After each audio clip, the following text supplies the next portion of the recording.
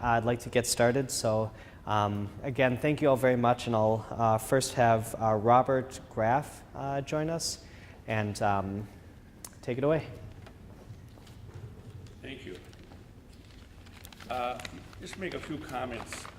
About 10 years ago, I had a son with a severe mental illness who stopped taking his medicine, and he was, one night in the middle of the night, he was beating at the door of a friend who had helped him, but this time the friend was helpless. He was hitting the door and tearing it down. And so the friend called the police and told him that he needed to be put in back in the hospital where he had come from. And the police came and said no, because he committed a crime. He was destroying the door. They had to take him to jail.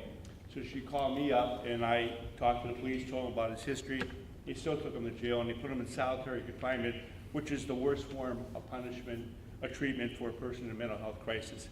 Now, we go back today, flash forward today. We have a crisis intervention team with the police force.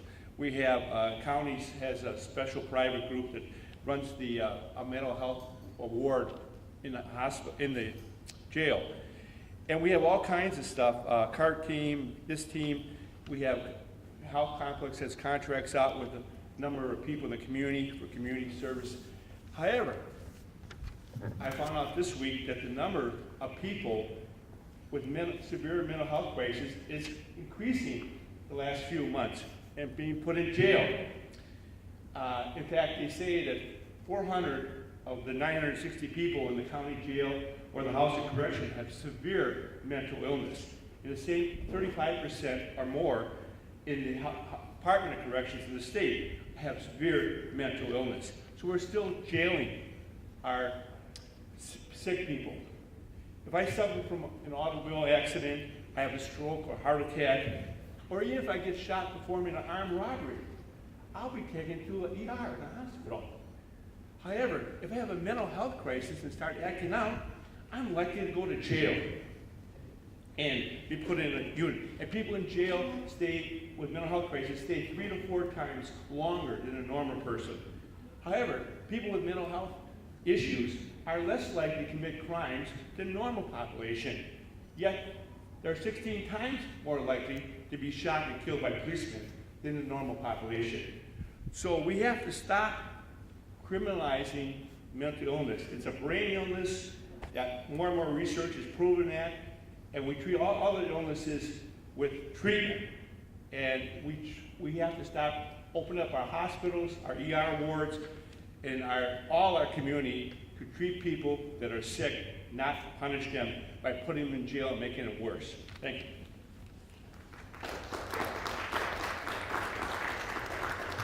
Thank you very much. And next we have Cynthia Greenwood. And I'm sorry if I mispronounce any last names. Cynthia Greenwood? Hi, you did a good job. It's a pleasure to be here. My situation is a little bit sensitive, and maybe you can, I don't know if you can answer any comments now or not. But sure. My son was placed in a facility. He has severe autism. He's like a 2-year-old. He's 19 right now.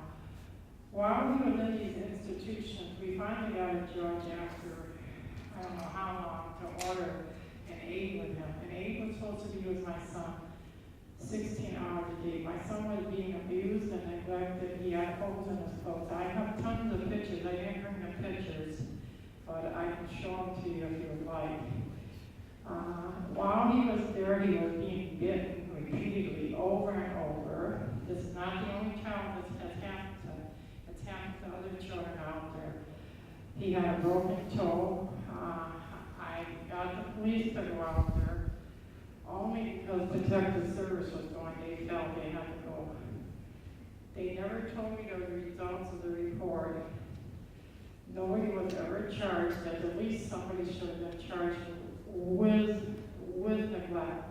My son ended up in Children's Hospital with a broken bladder. And hear me when I say a broken bladder. That's exactly what it was. Children's Hospital pulled me aside from the social workers, would not allow the social workers in the room to talk to me because they wanted me to know their suspicions. The doctor told me, ma'am, I've been a doctor for 35 years. I've never seen a case like this. Okay, to this day, we can't get anybody charged. I'm not seeing my son right now, even though they said it was good for me to stay in contact with him, that the visits were good for me and him. I've had all my contact cut off with my son. So my question to you, I guess more point blank is, how do we protect children who have special needs, who are in institutions? A lot of times, I have a support group in my home for children of special needs, and I have a support group also for families who've had trouble with CPS, who've had their children removed by CPS. So how do we help these children who can't fend for themselves? My son can't fight back. He can't use a phone. He can't use a pencil and paper or laptop, anything. So how do we protect these children? Because the guy out there told me, he said, Miss Greenwood, I can't say anything because this is my job. I said, well, I won't even mention your name. Please just tell me what happened to my son. To this day, I've never gotten an answer. Never. We finally got Hilltop, I believe it's called, closed down. When I talk to somebody, and I will call these people by their name, because I don't have nothing to hide. They already took my son and cut contact, so I have nothing left to fear.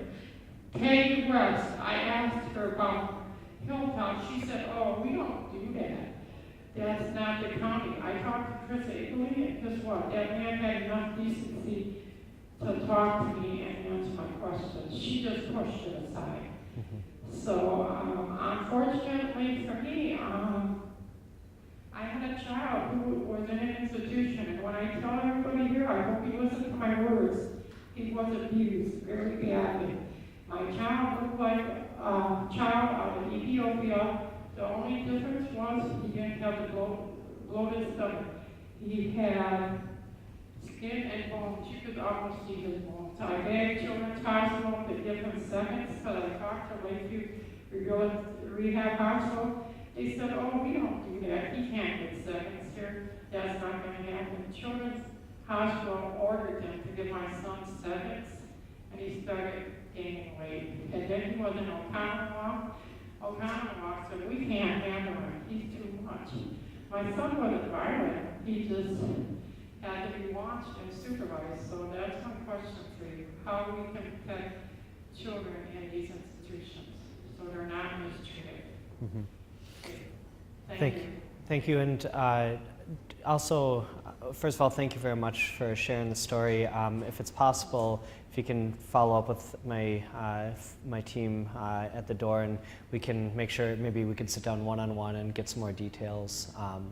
And I'd like to, look into how it can be a help on the micro level. On the macro level, legislatively, that's what we're looking to do here today, see what fixes we can put into place, whether it's at the state or county level. Again, we do have a county supervisor here, but at the state level, there might be some fixes we can put into place as well. And, I think it's an important conversation to have, but that's the legislative process. We got to see what the problem is, and we got to draft legislation to correct it. So again, if it's okay, I'd like to follow up one-on-one, and Will or Stephanie in the front there can get the info to do that. Okay, and thank you very much. And I also want to say thank you for taking your time. You could be doing anything else besides meeting with us. But thank you for coming out. I do appreciate that. Yeah, thank you. Next we have Janice Winkowski-Rodriguez. And also just a quick housekeeping thing. If we can try to talk into both microphones. I know it's set up a little bit further, but it's helpful to get both in there. Thank you. Hello, my name is Janice Winkowski-Rodriguez. I'm representing the, Thanks. Federation of Nurse Professionals. I'm a registered nurse. I've been a registered nurse for 30 years doing, med-surg. I worked in the community, some home care, and then I ended up as a psychiatric nurse for the last 24 years in Milwaukee County mental health. I've worked throughout the hospital, all areas. I worked in the emergency department where I see people coming in broken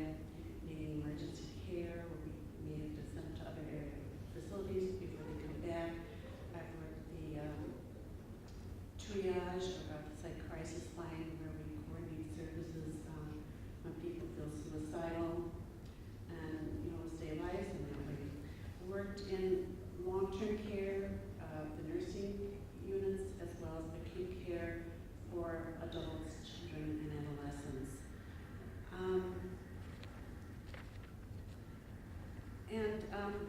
I'm hearing what some of these people are saying, and to that one lady, and one of the issues is when you have injuries that occur, I believe it's a staffing issue. You may need more than just one person, or maybe in some, you need someone to watch, and you need at least two people to watch that person, and you need some safety treatment plan in place. That's what you're going to do when you see certain behaviors and interventions. And you do need to work as a team, and you need to know about collateral information regarding, there's some type of calming techniques that may help with some people, and sometimes, they need, medication as well. So and that's, an issue that, we have concerns about too, safe staffing.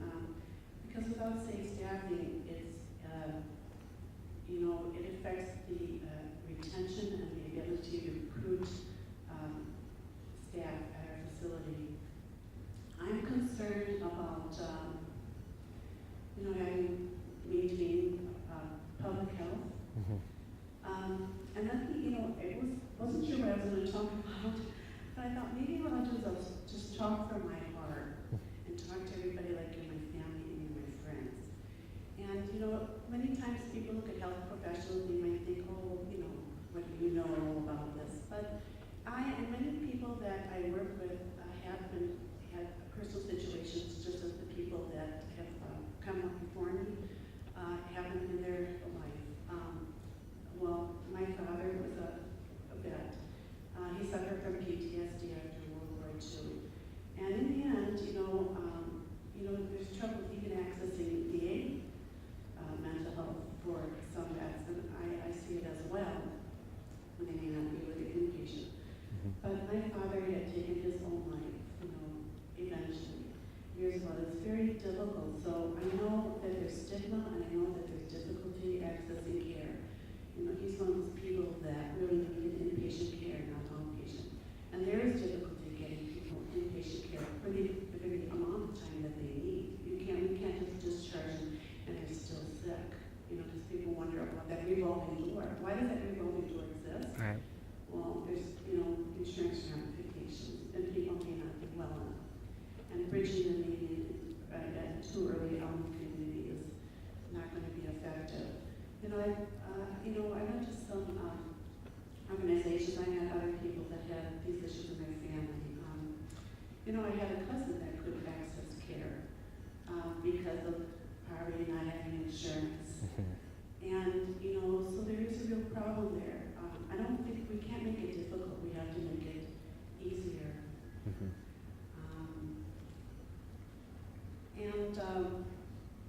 Some of the other things I'll speak about. The gentleman who said he had a son that went to jail. I see people revolving through the system, and they come to us. They go out in the community. They go to maybe the group home or CVRF, and they do come back. And they're unstable. And we treat them again. And I do see people go out to the jails. They come back to us. They go to Mendota. They go to Winnebago. And then they go to jail and they come back to us. Now, we had long-term care units, and so people could be stabilized there. And some of the, sometimes the individuals that you care for start circling through that system in that way. And it seems like, nobody really wants to take care of it for long. You want to go to the next facility. But, if you study about anybody with mental health issues or cognitive issues, they do not do well with a lot of change. Circling through. They do better with stability.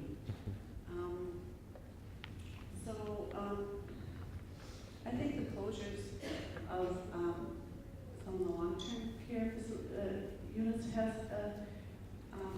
impaired progress for some people. I don't know, people don't have to be there forever, but having a place where they can stay more than maybe 2 or 6 weeks is important, because we still have individuals coming back that need more extended care. This is a fact of life. You can't just snap your fingers and make that go away. And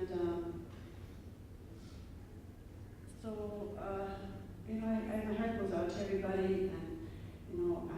just pray that we'll build a system that will be effective, and I hope that, you know, the stigma that is for mental health, that we provide more education, and so that people aren't fearful. I wanted to speak about another thing before I close. I know we have community clinics, and those are all closed, the north side, the south side, downtown. So something's already working on the helpline. You know, someone needs help, they're gonna, you know, want to end their life, or they did. And I'm trying to get services to save their life, and they have to have the paramedics there. So, you know, usually a private facility will take them, but I have people that, you know, I'm trying to get services, and then a private hospital won't take them. I have the police there. Right. And they go, well, we won't fit. So I thought, wow, I just coordinate all this, I can't even get them there. I take care of people who were kicked out of their homes because, you know, either their medicine wasn't working, maybe they stopped taking it for some reason, but went into private hospitals to get help. They saw them. I don't think they knew what to do because they're not a psychiatric facility, and they just discharged them to the street homeless. Now, if you know anything about homelessness, if people are discharged to the street waiting during the winter, you know, they get frostbite. So I have taken care of people who have frostbite. If you ever have seen frostbite, it turns into the limbs and the fingers turn black, and they turn into something that resembles a branch before those limbs fall off. Now, I think everybody needs to be concerned about these things. These are human beings that we love, and they're suffering, and they deserve to have better health and better access to care. I would say more, but we signed a code of ethics that we cannot talk about against policies at my facility. So, Can you thank you very much. Can you just go over the last piece you said one more time and elaborate a little bit, please? Oh, I said I would say more, but I signed a code of ethics as a nurse at Behavioral Health Division, not to speak against policies at the facility at Behavioral Health Division. So just to clarify, the new contractor policy is saying that folks cannot, even on their own time, off the clock, express their First Amendment right to talk about, whatever their thoughts are on whatever subject. That's part of this, just to clarify? Yes. Okay. Thank you.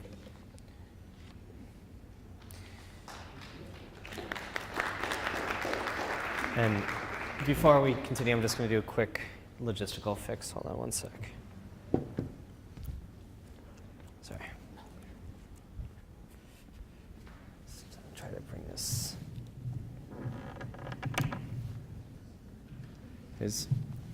Anyway, we want to try to get both mics a little closer so we can hear on our side. All right. Better. Thank you.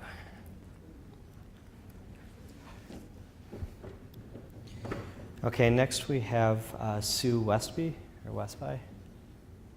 Sue?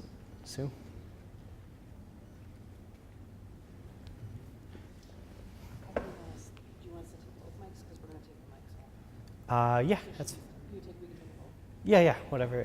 We just want to make sure we can hear in both. Yeah, thank you. And but they both go to different systems. One's for the camcorder, and one is for the audience. So. How's this? Perfect. Okay. Yeah. Okay. Yeah, and thank you very much. Okay, I will say I'm very nervous. I'm not really sure where to begin. My name is Sue. I'm a mental health patient myself. Right now, I struggle with depression and life factors and financial barriers. One hospital is actually suing me right now. This past summer, that case started. I felt that my mental health has not improved. I had increased stress in my life. We have lost our car. We are concerned about losing our home for financial reasons because of that hospital. I felt that the hospital was supposed to support me, and I don't feel like they are. And I don't know where to go from here. I feel that I'm very much stuck in a negative place. Sometimes I do have to self-admit, and there are not interpreters there so that I can have access, and that's a problem. I did have therapy over the years, but I stopped it because I can't financially afford it. My insurance is limiting me. And I feel that I'm stuck. I don't really know where to go from here as far as my care. I try my best day by day, step by step, and go through what I can. I have stopped working.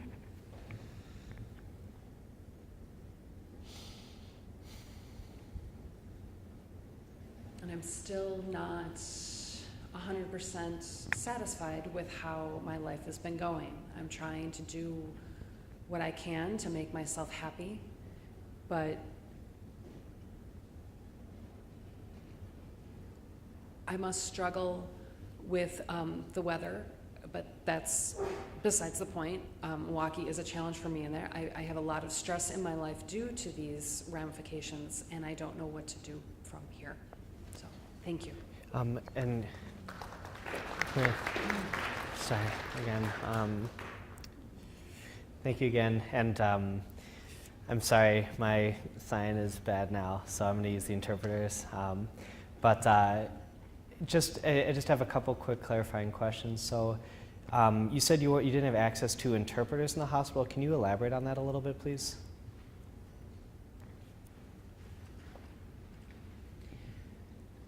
Sometimes they didn't have interpreters there, particularly for support groups, and just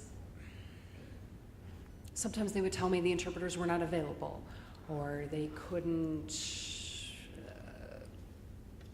just things like that. Mm-hmm. And is there an additional burden placed on you because of the nature of your care, the need for interpreters, etc., that wouldn't be if you were hearing?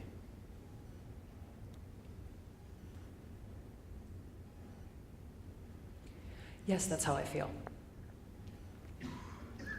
Okay, thank you very much, and thank you again for sharing.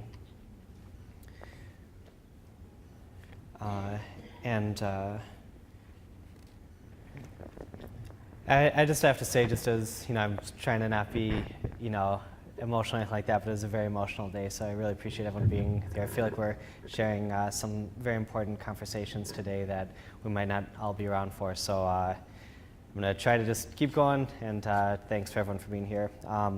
So next up we have Maureen Conrad.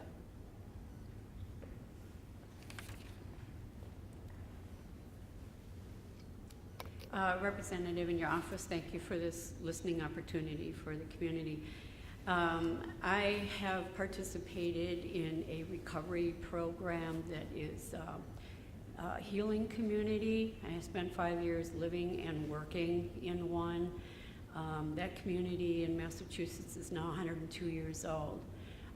Because I have personally experienced the success and the benefits of that kind of an environment, mm-hmm. I'd like to suggest to you that the state, and particularly the county or Southeast Wisconsin, investigate moving towards some kind of program of that sort. I did leave you some material in the back and would be willing to speak to you personally on that. These programs now, the ones that I'm aware of, are in Michigan. North Carolina is a particular one I left you, and the one I worked in was in Massachusetts. We are moving in Milwaukee into a similar model called the Comprehensive Community Services. Mm-hmm. There are still a couple elements to that particular recovery that are not quite in place from what I experienced. So I'm just offering that as something to investigate. Thank you very much. And could I just ask a couple of questions on that? Sure. First of all, what was the name of the program in Massachusetts again? The one I worked in was called Gould Farm. Do you know how to spell that? Gould Farm. Okay. It's William Gould Associates. Okay. Thank you. And what was unique about the nature of these programs that were so successful, or why it was so helpful? Well, for one, it's not urban setting. The environment is rural, and so people have the opportunity, it's voluntary. People have the opportunity to, they have to commit to 20 hours of service within the community. So they may be involved with some farming operations, restorative forestry, organic gardening, household and cooking programs, the individualized kinds of things that are designed within the program. So that's one aspect. So people, especially with dual diagnosis, are not exposed to temptations of recommitting or, coming back into usage. And they spend approximately 3 months to a year in the first stage of the program, and then as they go community reentry, it's transitional, and it's 24-hour support. And staff live and work within the program. Wonderful. Well, thank you very much, and I look forward to learning more about it. Next up, we have Patricia Brock. Sorry, I'm not sure I'm pronouncing that right. Brock, sorry. Oh.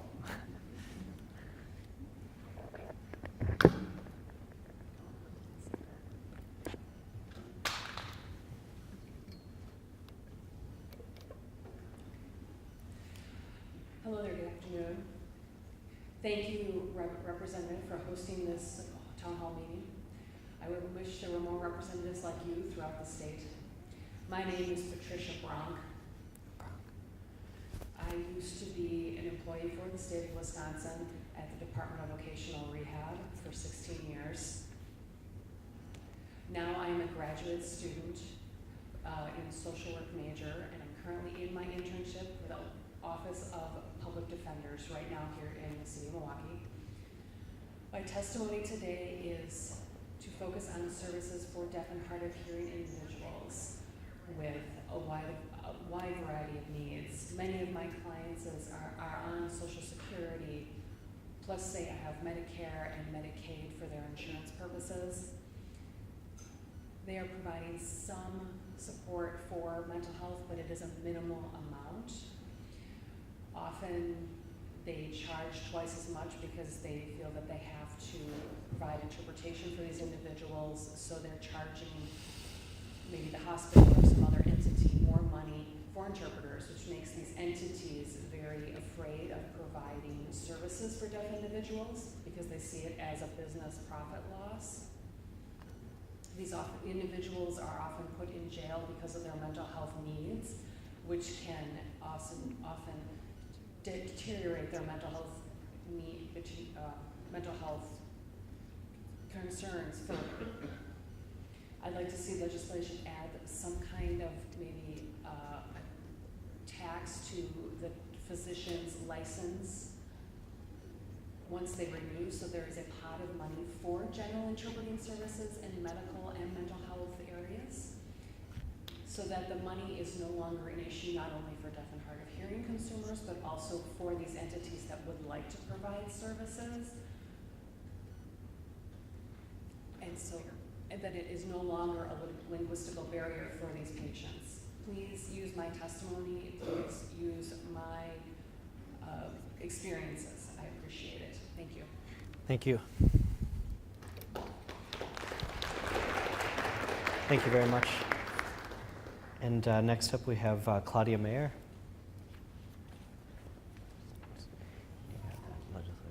Representative, I really want to thank you so much for this opportunity to speak. I'm going to start with that I've been a clinician for 40 years. I'm an occupational therapist, And so most of my career has been either in mental health or has been with developmental disabilities. And one of the first things I want to tell you is that there are lots of levels to mental health, and we need to remember all of them. And so it's children, it's veterans. I will tell you the story that at Milwaukee County, when I was working there, there were many, many times when a veteran was refused by the VA because they were too difficult for them to handle.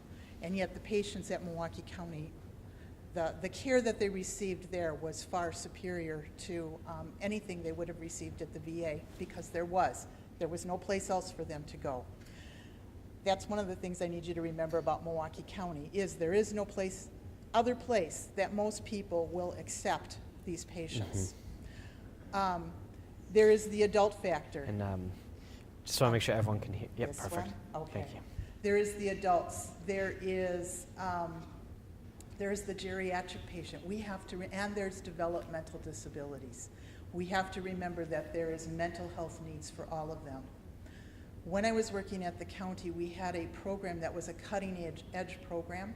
It was recognized by other states, by other counties, as being cutting edge for developmental disability, where it was a team of a psychologist, an occupational therapist, a social worker, and the nursing staff, and a peer specialist who worked on the intake. On the intake, it was that the person would come in, was developmentally disabled, had a severe behavior issue in the city. We worked with then the provider, the family, or whoever it was, to try and resolve the difficulty. In 8 years' time, we went from people who were frequent flyers. I know that Dr. Justin Keel at Milwaukee County has the statistics that he could provide you about what that program looked like and the changes that were made in people's lives. That program, because Dr. Keel left his position, and this is within the last year, Dr. Keel left his position to take a higher position. His position was not refilled, and the whole program fell apart. And so the supports for all of the people, and from what I understand, the majority of people with developmental disability are now turned away at Milwaukee County's doors. They have a very, very soft spot in my heart, because I have not yet met a developmentally disabled person who is dumb. They are the smartest individuals on the face of this earth, and very often it's their lack of ability to communicate with us that allows us to know what to do and how to help them. It's not only an issue in terms of mental health, it's an issue in terms of any kind of community services. What you will hear in particular with developmental disability is that people don't want to deal with them. When I first got to Milwaukee County, the reason this program came into existence is that people with developmental disability were in the mainstream of the population within the units. The patients took better care of the individuals with developmental disability than did the staff.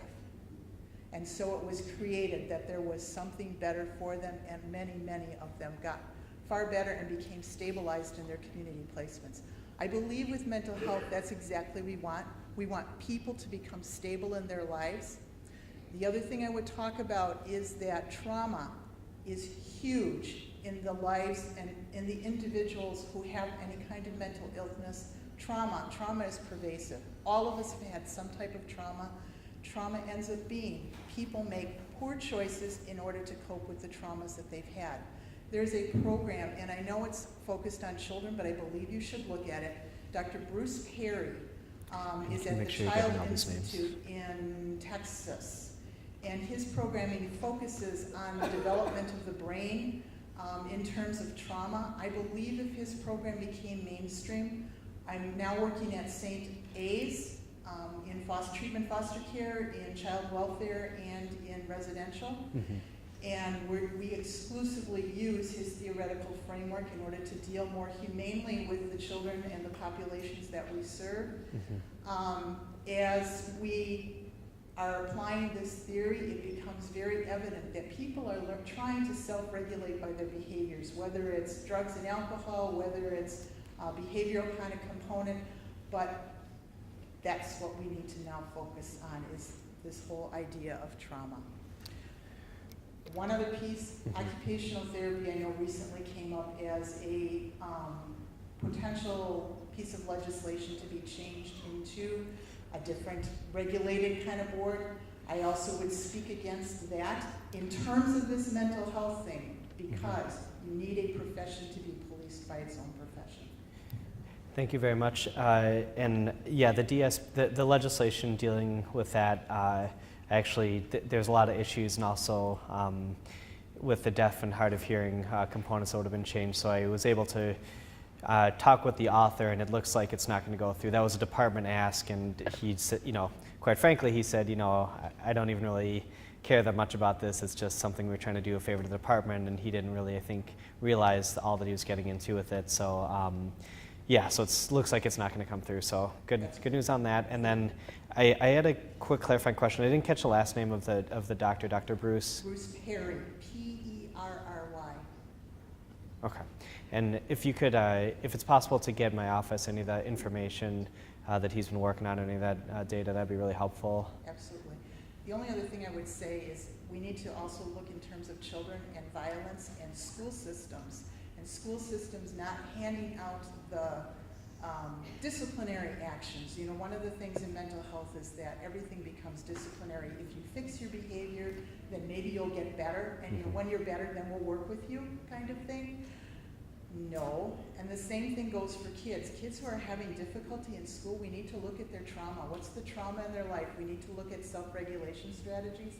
It would be better to be looking at what kind of supportive programs can we put in schools to keep kids in school but help them with their behavior. Mm-hmm.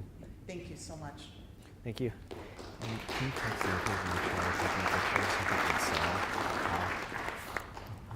And I also forgot to mention at the beginning, if anyone does not want to talk publicly, wants to get in touch with me or set up a coffee or something like that, feel free to hit me up. And my email address is just rep.brostoff, so it's rep.brostoff@legis.wi.gov, and all our books and our cards and everything on the side has that.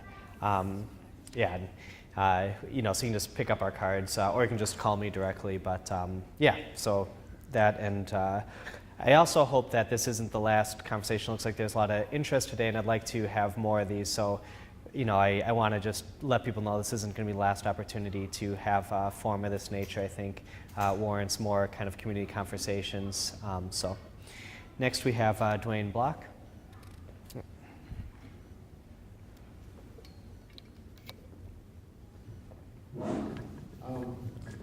Glad to be here, and glad to be having this support program. I've been involved with the mental health program for about 30 years. I was separated from my wife for a couple of years and needed some help. Found a program called Recovery International. It was started by Abraham Lowe in the 30s in Chicago. It's similar, I would think, maybe to Alcoholics Anonymous. It's a volunteer program, and in the 30s, I think the situation is different than it is today, and there was, not that much help, I don't think. There weren't that many counselors, I don't think, in the 30s. Yet we had severe difficulties with poverty and so forth. So this program started to be built in the 30s, and it's a very structured, disciplined program. It's a brilliant program, I think. I mean, if everybody in the country could study the concepts and the training devices in this program, it would be amazing. I'm not sure if there's a place, in this situation in Milwaukee here with the reduction of funds, but possibly the best experts are in Chicago at the headquarters. People could be brought in to develop volunteers, and it would be mainly for, the really tough mental case problems would maybe not benefit as much as the lesser problems. You have to be able to train the mind. but it's a thought, and maybe there's a place for it. It would be great. I mean, there were hundreds of programs across the country, hundreds of meetings across the country over the years, but it's been going down in effectiveness as you have more and more counselors going to the field, and maybe in the last few years, people that would work are working too many hours, or they just don't have much available time to go to an evening meeting or something. I'm not sure, but it'd be great to build this program up again. It has so much potential for help. Wonderful. Thank you very much, Dwayne. And next we'll have Mary Neubauer.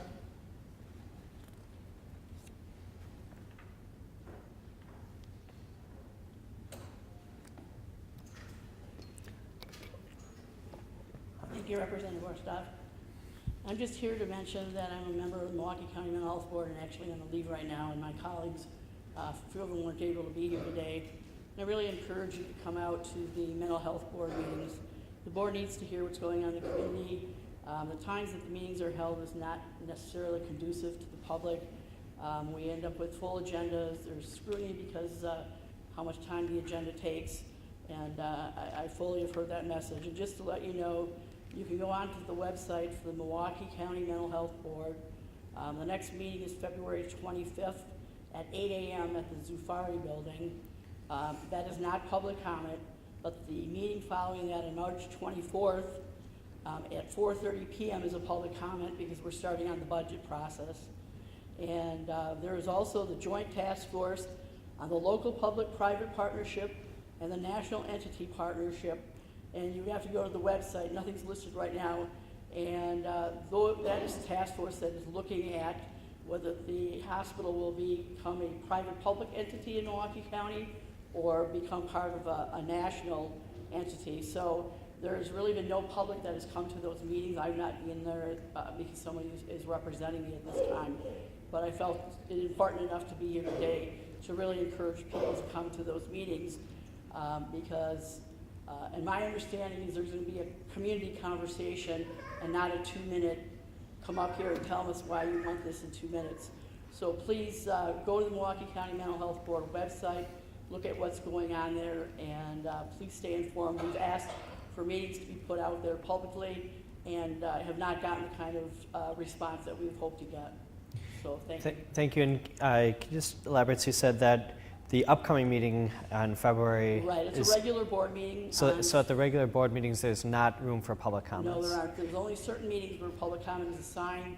We really worked hard, a number of us, to have additional public comment meetings added to the current meeting schedule for 2016. And with the budget, I think there's going to be a proposal of adding another one. If the public wants to have input into that process, and as I understand it, when Act 203 went into place, the idea was to garner more public input and to get more expertise from the community. So towards that end, towards the spirit of that act, if the public wants to participate in that way, what are some opportunities for them to do so? Right now, the only thing is to send written comment or talk to board members individually. But the problem is, if you look at the website, there's no contact information for the board members. So, you know, I stand up here as frustrated as the public is, and just encourage. As of right now, the way the situation was put forth is that you could contact the administrator of the Behavioral Health Division, who is the front door to comments coming in for the Mental Health Board. Whether that's going to change or not, I have absolutely no idea, but that's currently the process that's in place. Okay, well, thank you very much, and I think it's an important point, and you know, part of what we're here today to discuss is the update, because you know, it's been about a year since Act 203 has taken effect, and you know, now with the transition, with the state takeover, we want to know exactly what's happening in the county, but it sounds like, you know, we need more opportunity for public input. So I know Mary is one of the leading experts in not just Milwaukee, but in Wisconsin, and I've heard her testimony on Madison as well as in the community. So I would, if it's okay with you, and I don't want to put you on the spot, but encourage people to, first of all, introduce themselves if you haven't met Mary before, but second of all, you know, see how to get involved. And, you know, again, we're lucky enough to be graced with the presence of such an expert here, so take advantage of it. I guess the other thing that I can say is we have 3 new board members coming in. There's a new board member, and unfortunately, I don't know the gentleman's name that will replace Lynn Milwaukee as a person with lived experience. I believe I heard that Christine Apple, Dr. Apple from the Department of Corrections, will be coming in one of the board slots. I don't know if it's in the substance use slot, and then the mental health provider, because Pete Carlson, who was the CEO and president of Aurora Psychiatric Services and Psychiatric Services for Aurora, actually resigned about a week after I went on a leave of absence. And also the leadership as far as the chair and vice chair, those folks will be voted in the February meeting. And as you know yourself, that really can affect the opportunity to a board to function as to who's running the meeting. Right. Thank you. Thank you. Thank you very much. And next, Kathy Schmidt.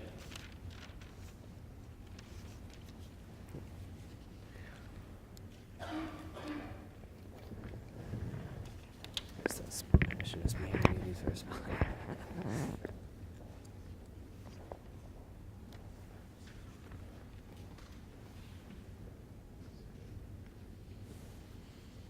My name is Katie Schmidt. Oh.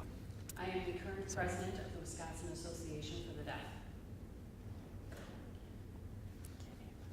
I am also pursuing my license in clinical social work.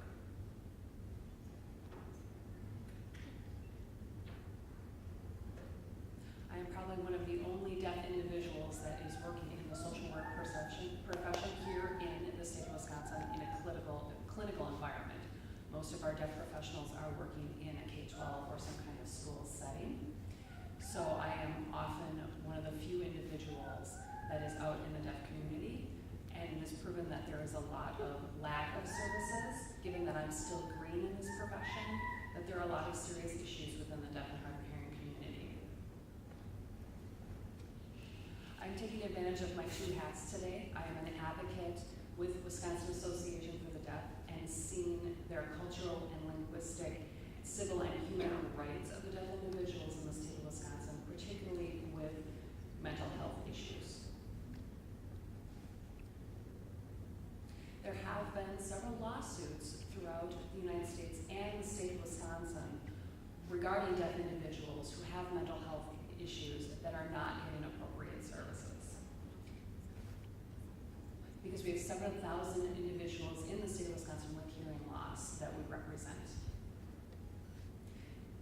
Nationwide, there are many task forces that are serving deaf and hard of hearing individuals. The National Association for the Deaf has several models and research proof, and often we've noticed that the state of Wisconsin has not taken advantage and implemented several of those national models based on funding, based on their claim that there are not individuals. It seems like there are always excuses for not establishing a research model. I've seen through my own work experiences that many clients that we see that have history of deafness and mental illness often are misdiagnosed. Their effective treatment may not happen or is seriously delayed, and we see a deterioration of their mental illness due to that limitation of access and limitation of other individuals that have expertise in deaf and hard of hearing people with mental illness. I have worked with clients who are being mandated into a hospital because if they are arrested, there is lack of communication, lack of access not only in the hospital but with law enforcement. These are often cases that could be served in the community, but resources are not allocated appropriately in that way. I've seen in my personal and professional experiences serious problems in Milwaukee County and statewide.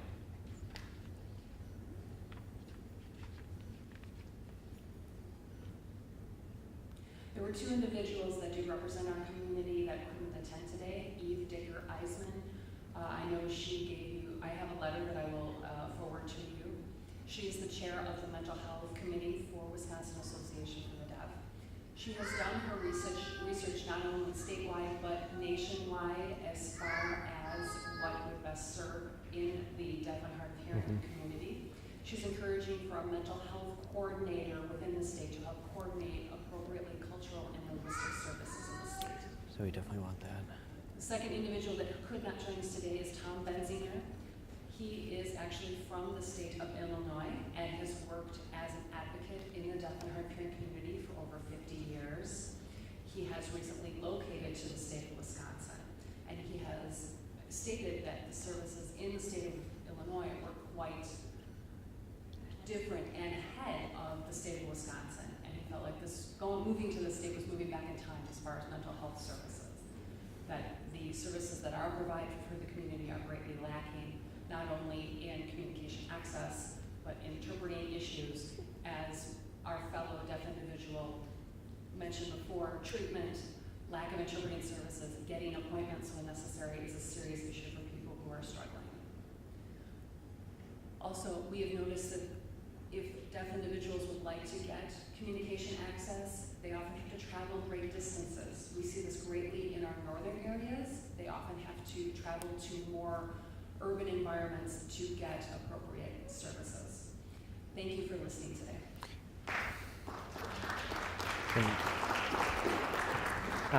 Thank you very much. And I, first of all, appreciate the perspective, and I feel like it's a voice in this conversation that, in Madison we don't hear enough of. So I just have a couple quick questions. There was talk that, Eve mentioned, and you reiterated, a mental health coordinator in Wisconsin at the state level. Could you elaborate on that a little bit and what it would do for us? Sure. Let me go back a little bit. We did have a coordinator for a very brief time here in the state of Wisconsin. I would say less than 2 years. But then the state decided to cut that position. And we never really got an exact answer as to why. We did ask and follow up, and we never really got a complete explanation as to why. It just told that it was cut. The role of that position is really focusing on coordination of services, making sure individuals who are asking for mental health services have appropriate services, maybe with sign language interpreters, make sure they're being provided at a local level possible, that there are legal rights that these individuals have to have direct care if they prefer. Also, education and outreach within the communities, reaching these individuals that may not realize how to provide adequate care and making sure that education happens. I think that coordination position could do so much and really help access. Unfortunately, it was cut at one time. And one other question I had was, you mentioned that most of the professionals, occupy fields in, in education, although, it's unique in your situation as a social worker.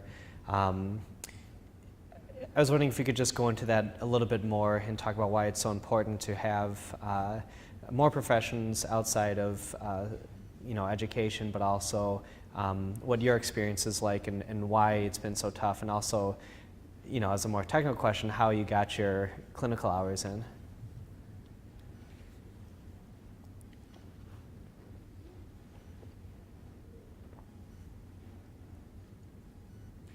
If you ask our deaf professionals, it is easier to get their hours for their licensure through a Department of Public Instruction. It's an easier access. There's more language hours. When you start working out in the community, the clinical requirements set up a lot of communication barriers. I am more than willing and am currently going through those hours, and it has been an incredibly long process for me, which I am working through. And it's very frustrating because I see clients that have already experienced other services in other areas with misdiagnosis, because the individual who did the original assessment didn't know about people who are deaf or hard of hearing or American Sign Language. They may have thought the client had a mental illness just simply because they were using sign language, and to them, a person who has never experienced a deaf person assumes that it is aggression. Rather than knowing the grammatical structure or how things are expressed in ASL, they immediately assume somebody is being aggressive by using sign language.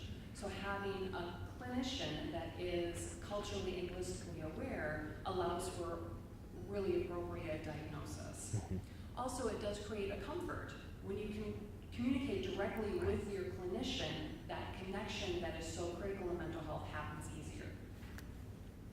Thank you very much.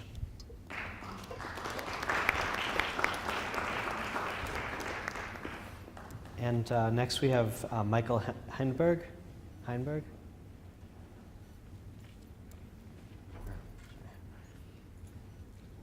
Thank you, Representative. I'm here today to ask for a continuation of, Yeah, sorry, we need all three mics, sorry, if possible. there's four. It's kind of, yeah, talk about coordination. There you go. I'm asking that you please continue funding of comprehensive community services and peer specialists. Both those programs are very, very valuable in the community because they avert expensive hospitalization and really provide beneficial services to people with mental health disability. And then today I heard often the lack of interpretive services for people who are deaf. And I just want to mention too that it's against the law not to provide that under the American Disability Act. Thank you. Thank you very much. Thank you. And next we have Terry Elsing.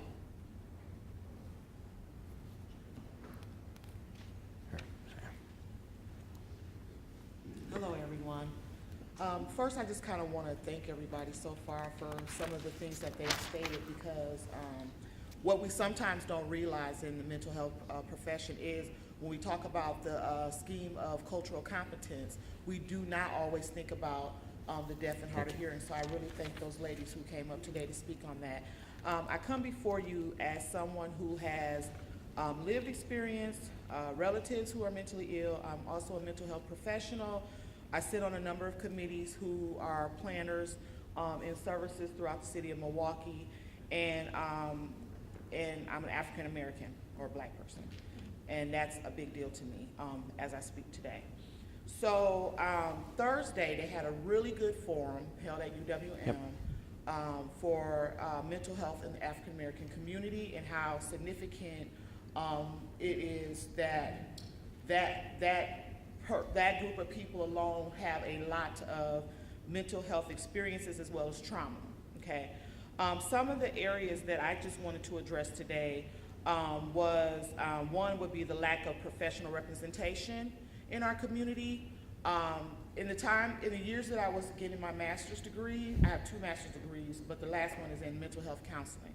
And in the effort of getting my master's degree, one of the challenges and barriers that a lot of Black women like myself, not only being non-traditional students, meaning having to work a full-time job, take care of a child, and be married, and then have to still do the hours that you need to do for internship. So a lot of times, my husband's here, he can tell you, I would probably be gone anywhere from 60 to 80 hours per week, okay? And then also the challenges of getting placements, because a lot of places in our community do not offer or hire African Americans in those type of clinical settings. One of the things that I do want to address too, after listening to some of the other people, is that usually when the state offers money, they have to divide up the need. So they have a pendulum that they want to swing, where it's either, okay, so we have a hearing impaired population that really needs to be addressed, we have an African American population, we have an Hispanic population, or whatever that is the catchphrase of that year. So the money usually goes to that particular person. And so although we study, learn, and we say the word cultural competency, how much of that is really coming into practice? So to get kind of into the Black community, which we talked about a little bit on Thursday, is not only are Blacks a large number of persons who are systemically serviced by the mental health system, but they're also not serviced to their fullest capacity. Okay, and so a lot of cultural barriers may be ignored because a lot of clinicians who are primarily white, 25 to 30-year-old women, do not understand maybe something that a 50-year-old woman or male is going through. So it becomes very important that sometimes that representation is needed. Also, being somebody who sits on a committee who is planning for like a grant that's coming to the city, again, I'm the only African-American woman, or there's 1 or 2 people in that meeting that's representative of the greater number of people who are being serviced. So when you talk about a pilot program where 65% of those individuals are African American, you only have 1 or 2 African Americans who are planning in the process of what services are needed to help those utilization systems. I will also want to kind of briefly kind of just go into, because I have a list of things here, is the other issue with minorities and clinical services is that because majority of those individuals who are of color or with other disabilities, a lot of clinicians do not take forward health or state insurances, which limits the availability of services for those individuals. So I may see a client and they say, well, my psychiatric appointment may not be for a month. If I miss my med refill, I may not be able to see my doctor in a month. And then keep in mind that a lot of these psychiatrists who provide services to low and no income individuals, caseloads are ridiculously too large for them to be effective, efficient service providers. And I close with this, because I have a lot to say, but I'm only gonna say so much. As a clinician myself, or a practicing learning clinician myself, a lot of the evidence-based practices that are being used in some of these clinics are not also culturally sensitive or relevant. So I would close with that, so that if in the future, if we are looking at what Milwaukee should look like going forward with mental health, is to, when that strategic planning takes place, diversify your team. Thank you. Thank you. And ma'am, can I just,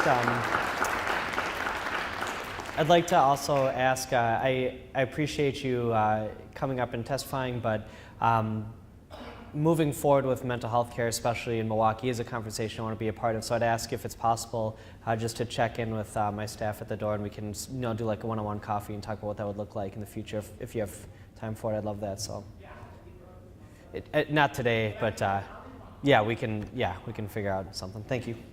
And next we have Amy Turum. Oh. Oh, sorry. Hey. Good morning. Thank you for inviting me. And I wanted to thank everybody here who's a mental health professional.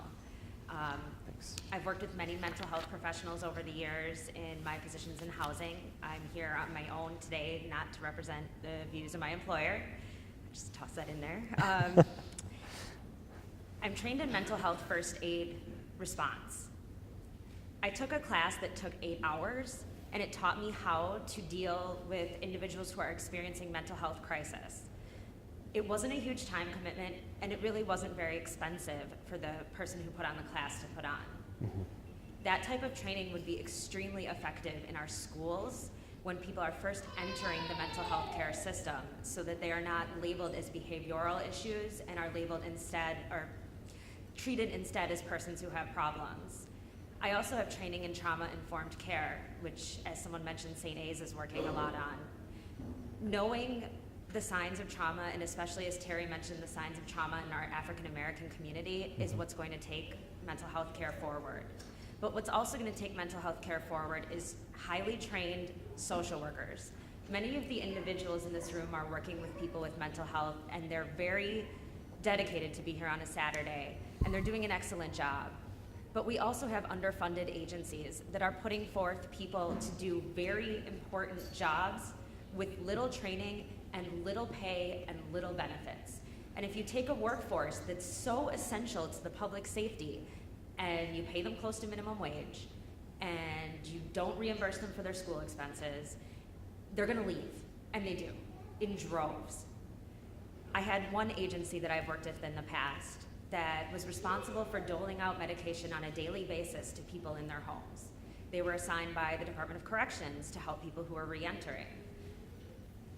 I walked into one of their participants' homes one time, and I slipped and I fell. And what I slipped and I fell upon was thousands of pills. It was abundantly clear to me that that person had been going to the door, dropping off the medication, and never set foot inside that man's apartment. And that man had behavior problems because he wasn't taking his meds. And that man became homeless. We can do a heck of a lot better than that. And we can do a heck of a lot better for people who have too high of an income to receive services under Title 19.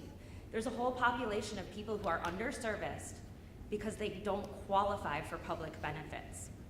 I went to Walgreens the other day, and I went to Walgreens because I had to get Prozac for my dog. Now, I have insurance, but my dog doesn't have insurance, so I had to get this Prozac for my dog. And I'm not making light of mental health, but they told me it was gonna be $160 for 1 month's worth of Prozac on a normal amount of drugs. And I said, I can't pay for that. Are there any programs available to me? There weren't, because I was low income. So I called a different not low income, I called a veterinarian. They gave me the same drugs for $16. It's easier for me to get Prozac for my dog than it is for an uninsured person. That's terrible. I'd also like to mention that there's not enough resources being devoted to hoarding. Hoarding is an issue in our society that not a lot of people know how to deal with. And sometimes when I'd come across these situations, the Department on Aging would be called, because most of these individuals are older. They're people who've lived through the Depression. They're people who've seen their parents scrimp and save, and they're living amongst things that are unsafe and in unsafe environments. It's nearly impossible to get a response on that issue, and we need increased training there as well. Thank you for listening today, and thank you for all the social workers who gave up their Saturday to come in today. Thank you. Thanks, Amy. And next we have Lorraine Skronsky. Ms. Skronsky.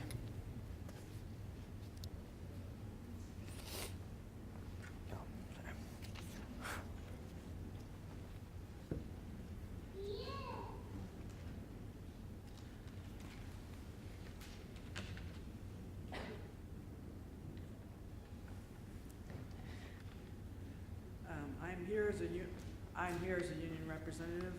I have worked at BHD since 2012. What I'm about to say affects many of my coworkers at BHD. As a side, I know this person, and I was in the deaf community for quite some time, so I'm aware of the cultural differences, and I a lot of times will address them with my colleagues. The misperception that I encounter is that because deaf people can write English, of course they can understand what you write. But ASL is not written in an English structure. Right. So what the person might be writing, or right. me as a staff member is writing, might not be interpreted by the deaf client appropriately without the use of an interpreter. So that was an aside. I came here because I worked at Hilltop, which was a residential treatment program for close to 2 years. And you just, yeah, perfect, thanks. I worked at Hilltop, which was a residential treatment for close to 2 years. The clients there had mental illness, and a lot of them were violent. With behavior treatment plans developed by a psychologist and medication administration overseen by a psychiatrist, clients went from dealing with their feelings by acting out in a violent manner to being less violent. Some of these clients were ready to be transitioned to group home upon discharge, others less so. And by discharge, I mean when they closed Hilltop. The success stories you read about in the paper were of those who were ready to return to the community. And my concern is why hasn't there been enough follow-up on each client that was discharged? Because some of them weren't ready. Other clients treated on Hilltop had severe developmental delay and cannot care for themselves, nor can they express themselves. A lot of these have corporate guardians who never came to see these clients. I heard through people talking at work that one of these clients were checked on by BHD staff, was found covered in feces and locked in a room. Of course, they were taken out of that setting. But are there others out there in a similar predicament that we don't know about? At BHD, there were many people watching over the clients and watching each other to ensure these clients were not being abused. when there was an injury, there's paperwork, protocol we had to follow. We had to call the guardian. Sometimes the parents weren't the guardian, and due to HIPAA, we couldn't release that information. But somebody was contacted. A doctor was notified, supervisor was notified, doctor was contacted. Nurse practitioners were consulted to see them if the injury is minor, but we still wanted to follow up. Ma'am, I don't mean to interrupt. We're getting a couple complaints that we can't hear the microphone too well, and I apologize for it. It's kind of a weird logistical thing today. Yeah, so and just if we can, I know it's not a great situation. Sorry about that. Maybe actually we can use the handheld one. Let's do that. Yeah, do you want to handle this one? Yeah. Yeah. I think that might be easier. Just want to make sure everyone can hear appropriately, so we're gonna just use the handheld mic for now until we can figure something else out.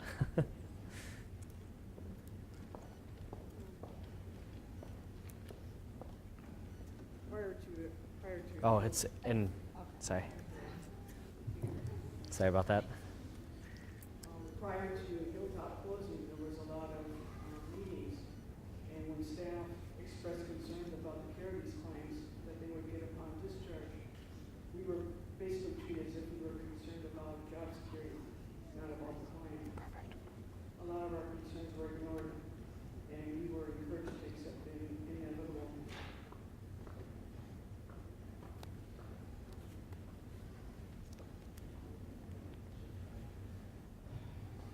What should have been a happy time, a time of accomplishment for both clients and for staff, was instead a time of concern. Some of these patients were dragged out of the building, and this is after overnight, so they knew where they were going. Some of them had come back, and they were told that there's no longer a place for them. They don't want to go back to the home. They want to come back to their home. These were patients that we cared about as we cared about our own family. They weren't just patients.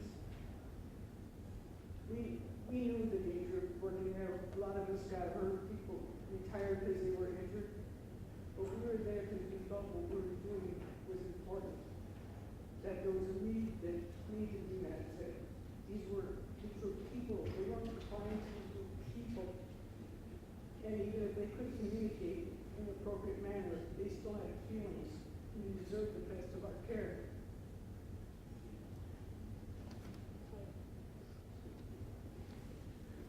Success stories. Those are good times. Can you do me a favor and just go check and see if there's any tissues that we can get? Thanks. There are stories of. And if there are, if you can grab or something. When I was talking about Hilltop, people want to come back. Why is that? If Hilltop was for the good of the client?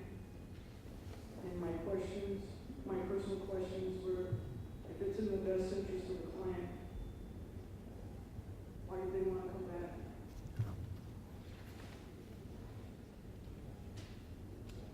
I mean, we didn't hear the complete stories, how I felt. Who talked to these clients? Who spoke up for them? It's not to say Hilltop didn't have its problems. There was room for improvement, but it seems like we just closed the program just to close it. We didn't look at improving it. Hilltop's been closed for about a year, and we've heard stories of people dying. I don't know the circumstances, of course, but I'm concerned about the timing. I wonder if those same people would still be alive if Hilltop was still open. Those people got a lot of care, a lot of supportive care. We had nurse practitioners that would see them once a month. We had LPNs, we had CNAs, we had RNs. I'm concerned as a citizen about what appears to be a lack of appropriate oversight regarding the placement of these patients in the community and the ability of these private facilities to care for these people.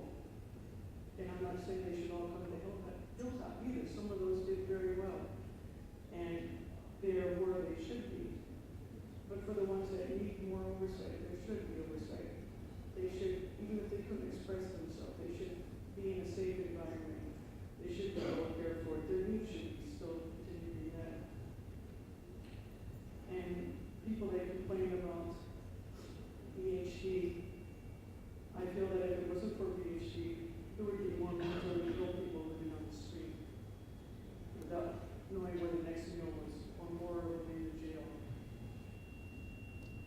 I would say more, but the code of ethics that we spoke about, I also signed it, and I don't want to speak out against management policies. I'm concerned about retaliation. Thank you for your time. Thank you. Oh. Thank you. Thank you very much. Oh. Yeah, can we adjust the levels? The feedback's coming in, please. Rebecca, can we just adjust the levels? Thanks. Thank you, and actually we're just going up to get some tissues, which might be helpful, but thanks, Jeanette. I guess we have them on hand if we need them. So next we have up, and sorry, does it sound like you what it sounds like to me?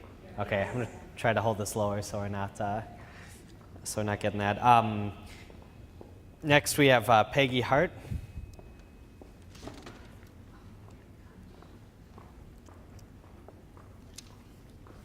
Thanks. New one. Yeah. At Oh, the bottom. thanks.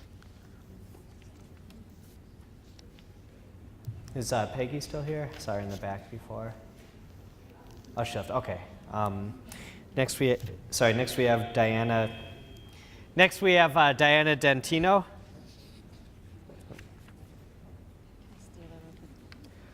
Yeah, we gotta get these mics fixed. Turned it all the way up. I promise to speak loud. Okay, perfect. Okay. Yeah, sorry. Thank you for hosting the town hall meeting. My name is Diana Dentino, and I was trained as a teacher for the deaf and an American Sign Language interpreter for the deaf. I am here, clearly not as a mental health professional, but as a concerned citizen who has worked in the deaf community in educational settings for the past 25 years. I want to begin by sharing some interesting and perhaps startling statistics with you, and then connect them with the need for our local community to provide accessible and skilled mental health services that have experience and knowledge working with individuals who are deaf. About 90% of deaf population have 2 hearing parents, and 88% of those parents do not know sign language. Now, I got that statistic from a website online, www.defed.net, just for your reference.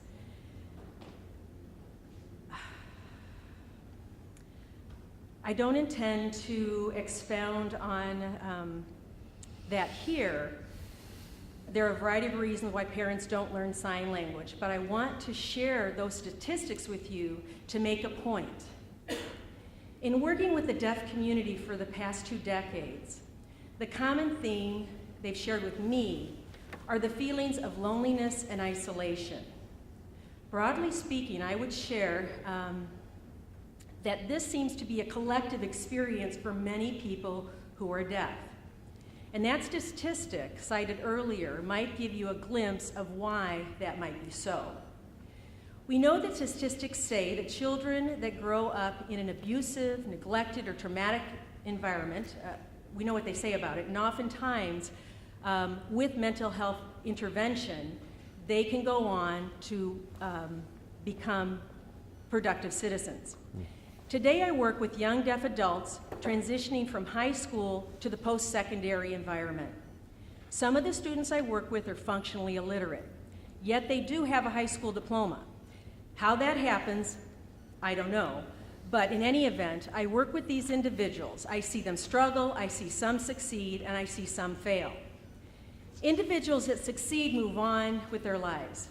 It's the individuals that struggle and those that fail in the academic setting that bring me here today to voice concern for the mental health and well-being of these individuals. Struggle and failure bring on all sorts of issues that require the ability to problem solve, do self-advocacy, make decisions, take action, and all those good things. Typically, school systems have support for at-risk students. However, it's an exception that a school setting would have a mental health professional on staff with expertise in working with deaf individuals. Students who are deaf are often treated as disabled in these environments rather than the linguistic and cultural minority that they are.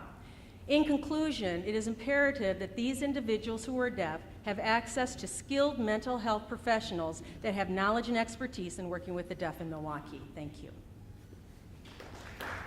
Thank you. Next up we have Eugene Brufkin.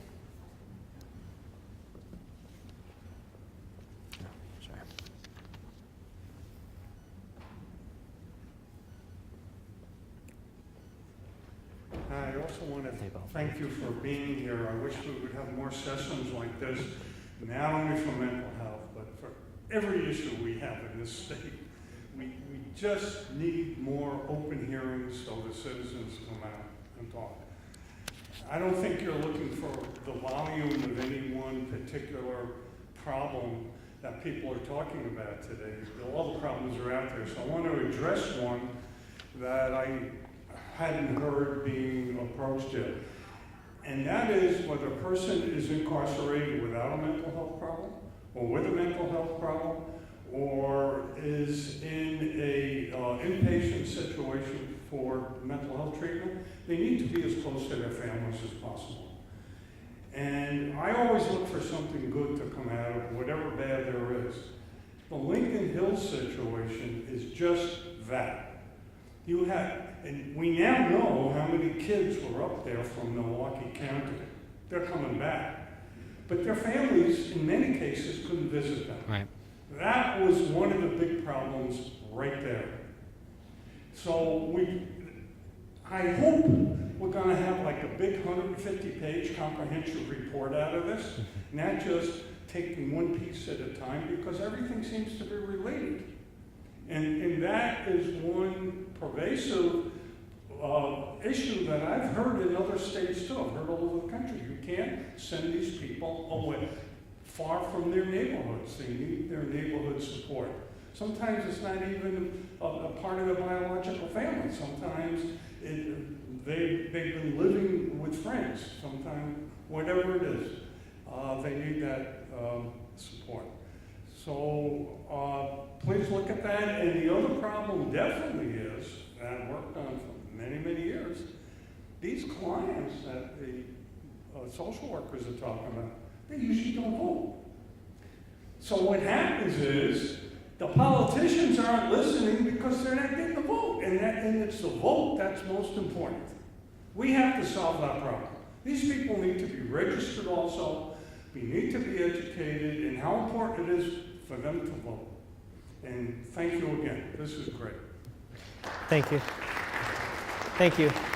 And to that point, just as a friendly reminder, I know we have some new faces since I last announced it. We do have two wonderful volunteers in the back, working on just that. We obviously do have an election coming up and then one soon after. So really thank them for being here today, and thank you for the comments. And please feel free to chat with them for that point. Next we have Martha Pincus.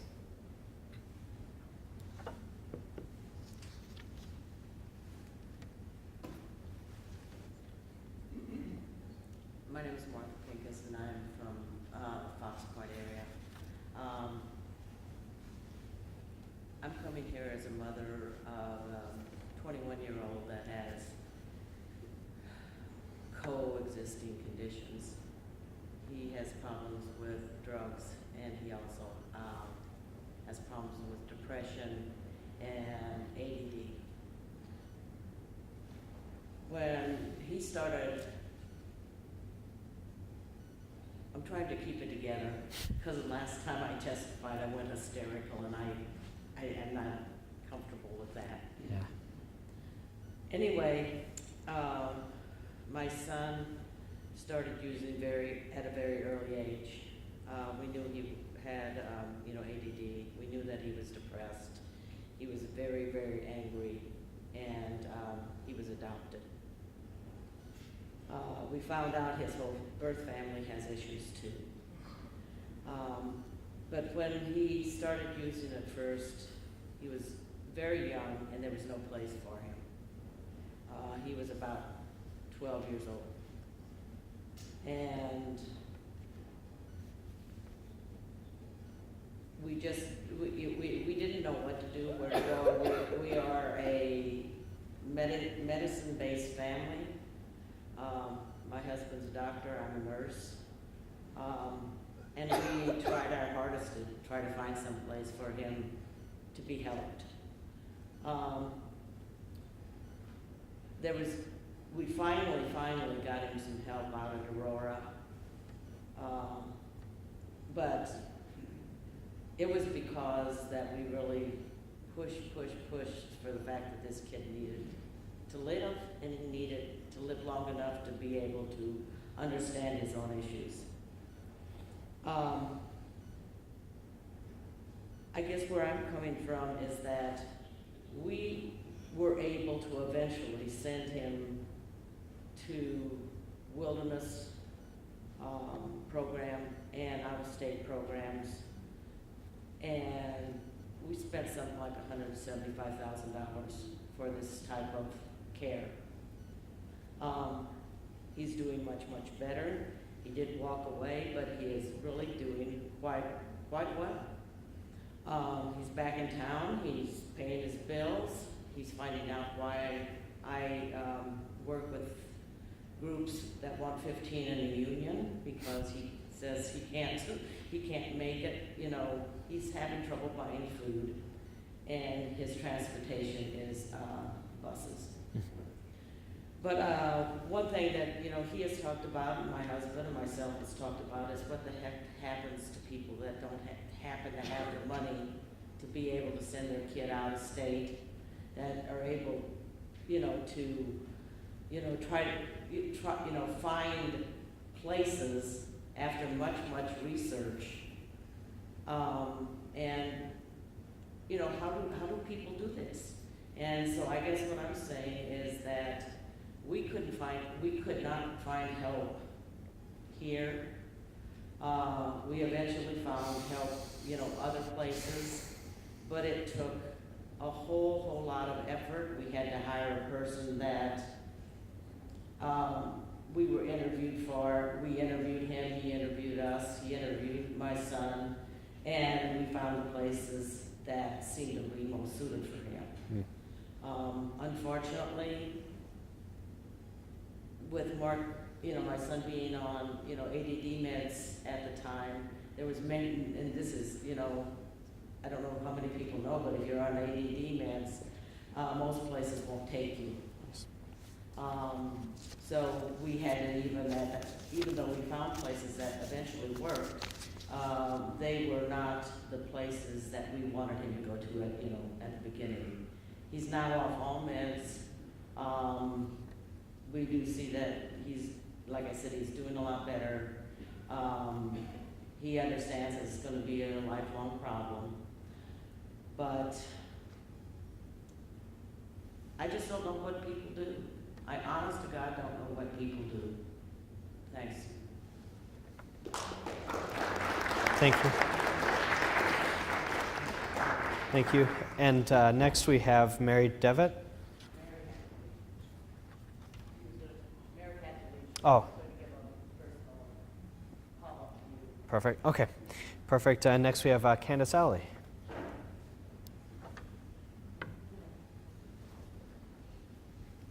Oh, sorry. I'll grab this very quick. Keep forgetting. Thank you. My name is Candace Alley. I actually wasn't going to testify, but what can you say if your name is called? I want to thank you, Representative, for holding this hearing. It is more important than it has ever been because of the fact that the county board can no longer have any say over our mental health system, and therefore they feel they can't hold hearings because it would leave a false impression that they had some say. And so it is very frustrating to not know how to bring forth concerns anymore. And as you hear, and it's much more important for you to hear from the people who are working directly in the mental health delivery system, but that the idea of having a public board that gets taxpayer dollars, that doesn't take public testimony and is very restricted on the times that they even meet, has to be, it just has to be looked into, because I don't think that was what was, well, I'm sure some people maybe thought that was the intent of the law, but that really was not what we understood the intent of the law to be, that it was going to be a quasi-public operation. And then, as you heard briefly, we're deeply concerned about the fact that the employees have now been made to sign a form that they're not allowed to say anything about the administrative practices at the mental health center. And I just have to believe it's much more difficult because we don't have union contracts anymore where we would be able to challenge that, or if they took action, at least help the employees with that situation. But there's no question that it'll have a chilling effect on any of the workers being willing to state in any public arena any of the concerns they might have. And if you say that they can't go to the mental health board because they don't hear things, and if they can't go to the county board, and if they are afraid to come forward, then it really limits your ability to, and the other people who care about this, their ability to know what is happening. So I don't know if there are ways to challenge that, but I would also point out so that you know that there is a state whistleblower protection law, and if any healthcare people, nurses, speak up in a public, before a legislative body, they should have whistleblower protection. I'm not sure of the enforceability under this administration, but it is a law that was passed, and in case you get any feedback or that we communicate to you that anybody had retaliation, there is another vehicle there, and we're also going to look into any way to challenge that, as you mentioned earlier, whether the legality of gag orders of this nature. So again, thank you for holding these hearings. Thank you very much. And I'm not a lawyer by training, and I don't, the representative from this area, Evan Goike, is, so to double back with him on a lot of, the legal questions I have. But if possible, I'd like to get if it's possible to get the language that you're referring to specifically, because again, I still, I'm not a lawyer, but I don't understand how you can, as a private citizen, express your opinion in this country and how your job can prevent you from doing that. So I would like to see exactly what that looks like and look into if that's possible. And I also would like to, we can look more into that. But yeah, I think that's the point, is we want to be able to have those open public conversations, because that's the nature of the work we're doing. This is a public health issue. So yeah, again, thank you very much. I'd love to get that language if that's possible. We're working on that. Thank you. Next, we have former state representative Sandy Pash, and my mentor and good friend.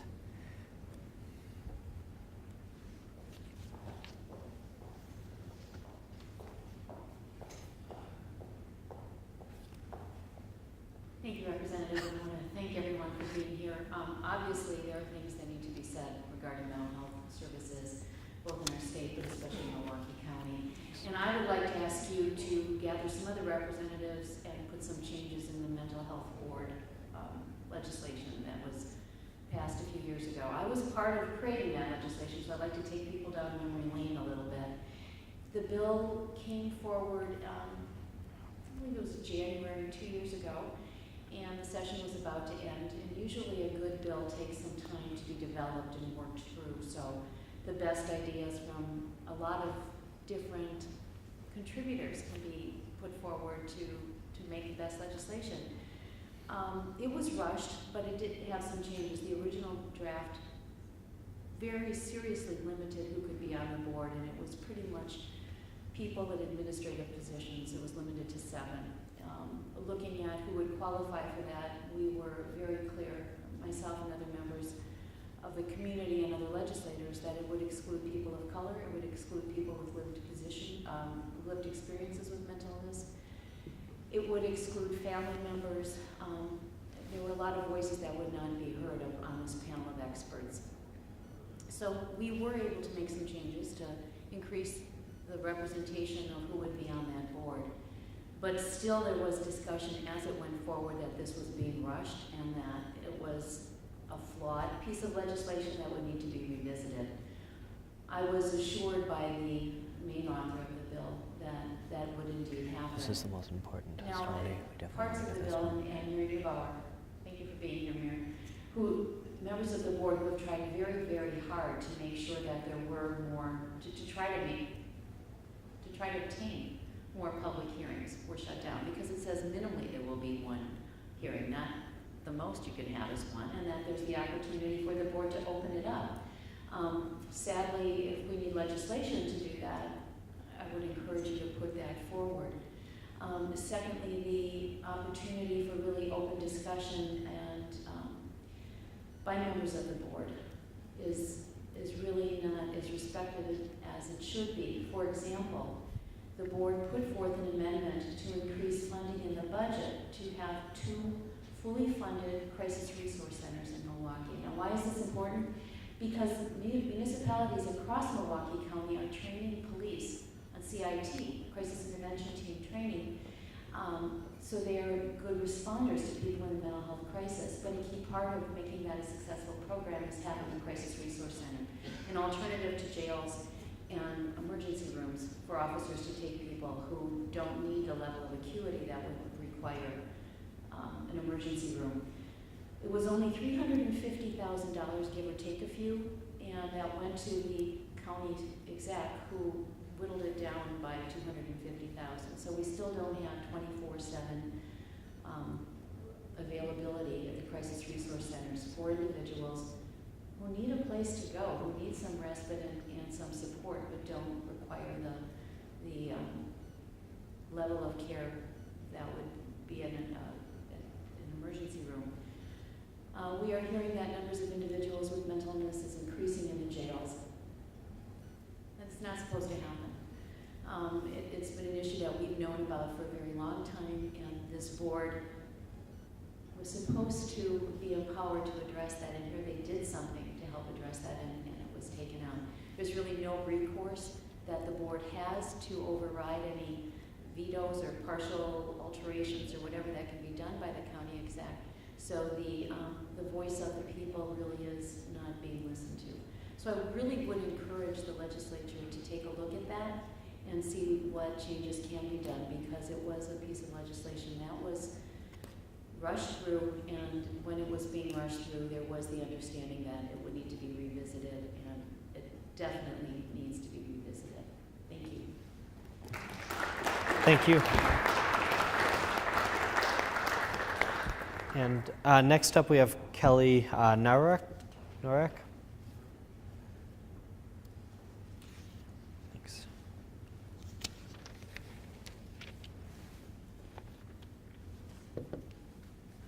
Hi, thank you for having this meeting today. I'm here to say, as a representative of my union, and what I have to say affects everyone who works at the hospital, the mental health complex. As a nurse that works in the Psychiatric Crisis Services Department, which is the mental health complex's emergency room, I am concerned about the lack of support and resources that are in the community at this time. Although I've only worked there for 2 years, I have seen a cycling of the mentally ill in and out of BHD, coming back to the complex in a worse state than when they left to go live in private facilities. It seems that there is a lack of appropriate oversight and regulation within these group homes. These group home facilities don't appear to be able to give the care that we at BHD are able to provide. The newspapers seem to fail to report about this. My coworkers and I are not bad guys wanting to lock people up. There is so much more I would like to say, but as some of my other union representatives have stated, I've signed a code of ethics, and I don't want to speak out against management policies. However, I would like to say that at the complex, we are professionals doing the best we can with the least resources that we have. We truly care about the people we serve. We, as mental health professionals, need more resources to make sure that we can continue to care for these vulnerable members of society. Thank you. Thank you very much. And I just want to follow up. If I know you might be prohibited from saying certain things, but if you could just give a little bit of insight, maybe give like an anecdotal example about someone who you worked with that had an experience in the group home that came back, and if you could just kind of tell what that sounds like. Sure. Okay, so a long time ago, I knew a girl that worked in a group home facility, and from what I remember, she told me she didn't really have much training to go work in these facilities, and she told me that she experienced a whole lot of behaviors that she was not prepared to approach. She didn't have the proper resources to really keep herself safe or keep the patient safe. Thank you. Thank you. And next up we have Paul Zazadny. Hello, hello, Jonathan. Hey. Representative. I come here opposed Zadney as a individual and as a full recovery person in the mental health disability community. I'm at a state of full cured and rehabilitated throughout these years. I'm just going to tell a brief thing about my past. In 1991, I committed an arson here in Milwaukee, Wisconsin. For that, I was sentenced to Mendota Mental Health Institution for over 6 years I was there. In 1991, in September, they found out I had something called a brain tumor, a ganglioma brain tumor in my head, and that was the cause of my situation. And throughout that time being at Mendota Mental Health, I was going through lots of treatment and care. Then after that, I went to group homes. Then I came back to Milwaukee, Wisconsin after 1999.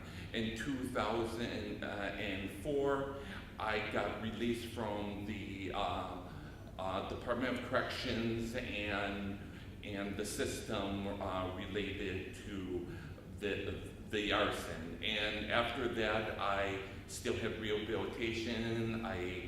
I became an independent individual. I've been working very hard to keep I helped the community in many things. I was in the newspaper one for Easter baskets. I gave to the community.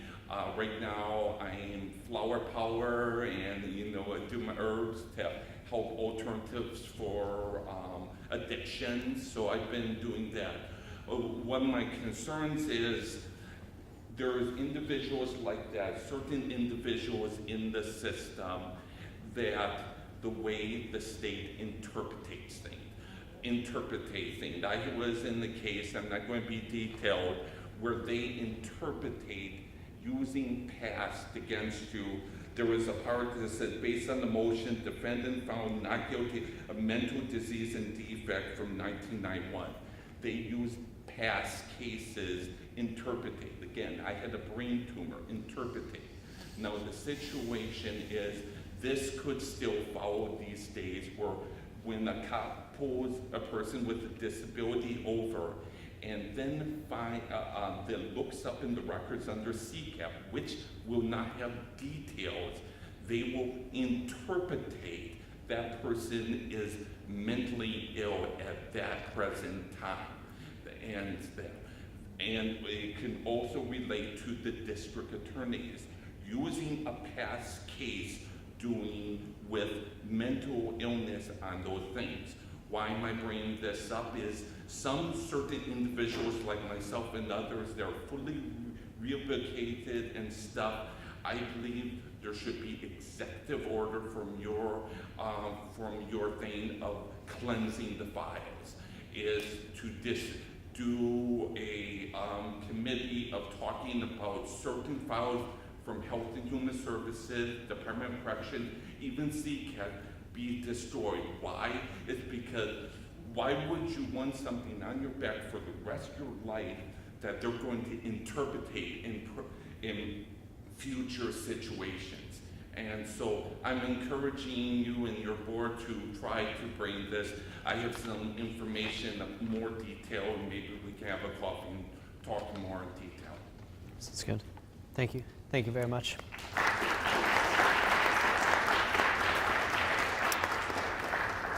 Next we have Paul Broadwin. Oh, sorry. Hello, I'd like to thank you very much for this hearing. So my name is Paul Broadwin. I'm a professor at UWM, and I study mental health services locally and nationally. I'm also honored to serve on a few mental health reform committees. The largest framework for what I want to say is something which perhaps the political system cannot help with very much, which is the development of the mental health workforce. So everyone knows that there are not enough psychiatrists working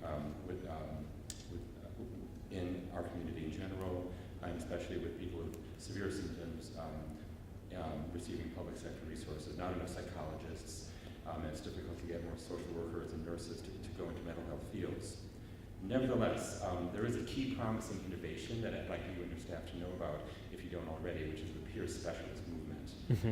So I'm a very strong supporter of peer specialists, and these, in short, are individuals, as you may know, with a lived experience of severe symptoms, often lived experience of forced medication, Chapter 51 commitment, incarceration, homelessness, who then recover, as many people do, and are trained in a curriculum to provide support, emotional and pragmatic support to other individuals undergoing mental health crises who get caught up in these very entangled systems.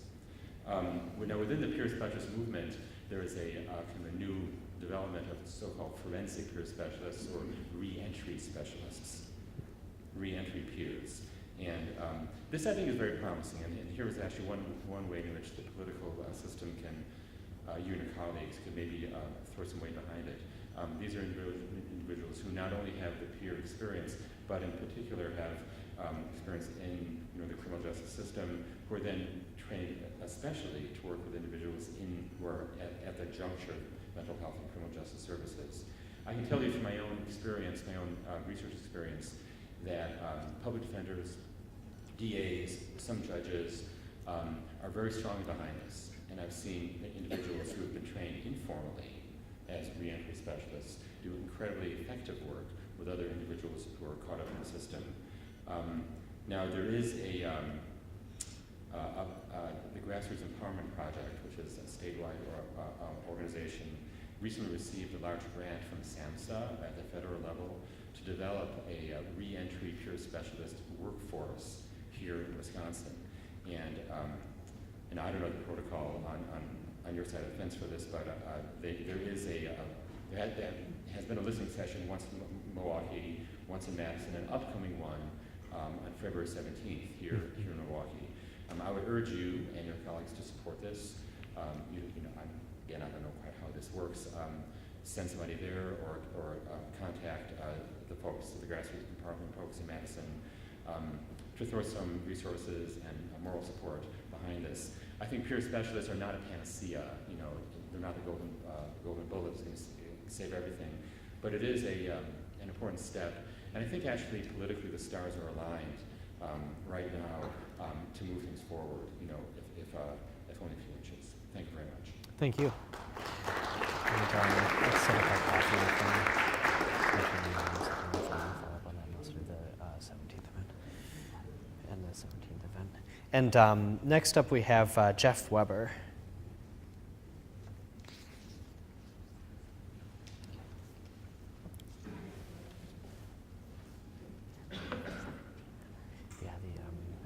Event in Milwaukee for peer specialists that he's using now. Good afternoon. Thank you for hosting this event. My name is Jeff Weber.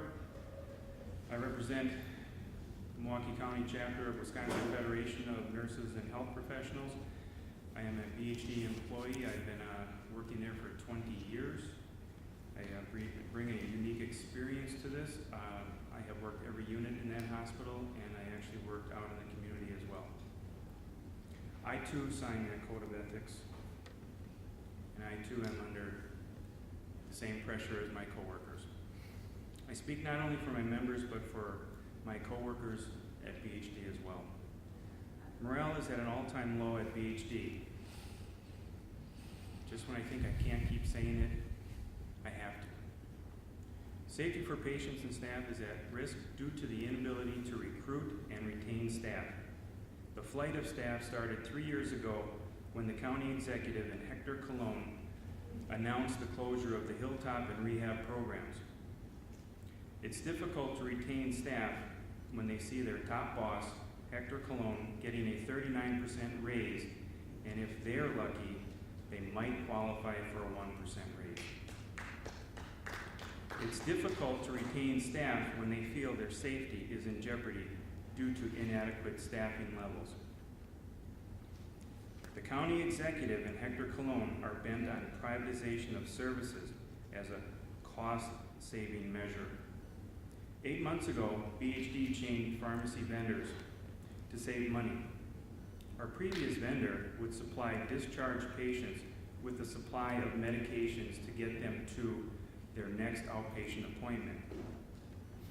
Now, with our new vendor, patients are given written prescriptions. We often give them the script, and they're on their own to get their meds filled. Or we will fax it for them.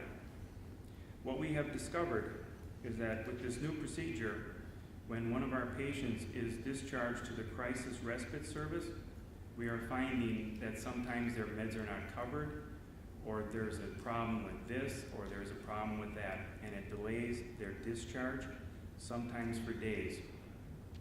These are the ones we know about. We don't know about the problems that our patients have when we give them a prescription and tell them to go to Walgreens and pick it up. The county executive and Hector Colon want to privatize the remaining services at BHD. We at BHD provide a much-needed service to this community. We take care of the most difficult, challenging, and vulnerable patients in this community. These are patients, not a profit margin. Thank you. Thank you. And we're coming up on our last few folks. So if anyone has any final testimonies or questions they want to have, feel free to get them to our folks up front. And I'm going to stick around a bit later if folks do want to chat one-on-one. So next we have Barbara Beckert. Yep.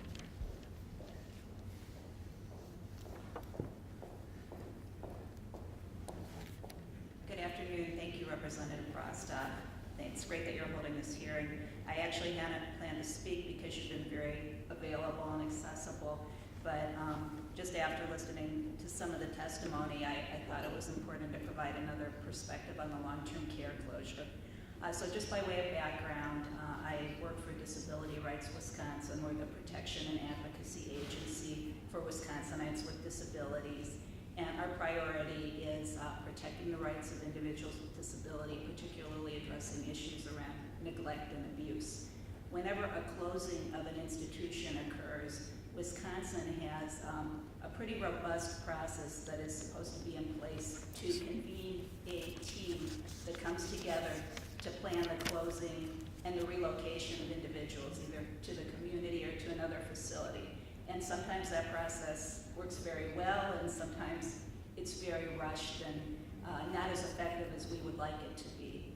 So we served on the closing team for the long-term care facilities at the mental health complex for Hilltop and Rehab Central. And based on our experience, it was a very thoughtful planning process and a very successful one.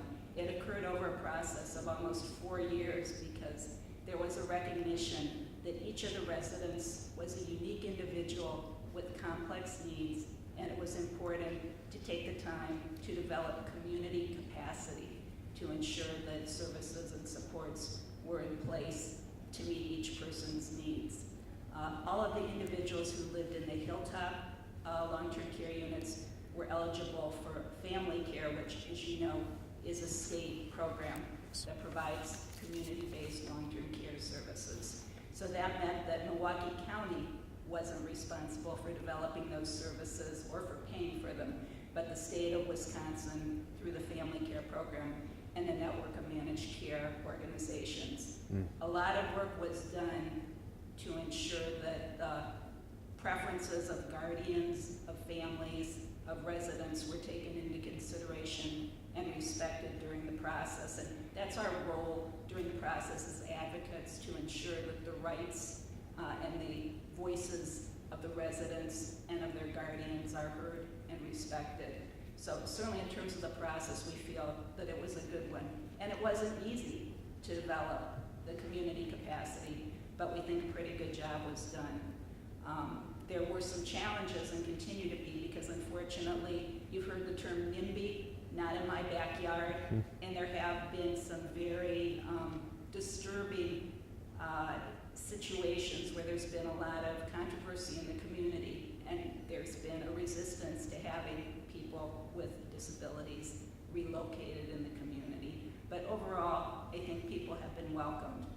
We don't usually do follow-up to all of the residents when a relocation occurs. That's not part of our federal mandate, and honestly, we have very limited resources and there's so many needs. But because this was such a historic closure, and because there were so many with complex needs, we thought it was important to do some kind of follow-up and see how people are doing, and we've been able to get some additional funding to secure that.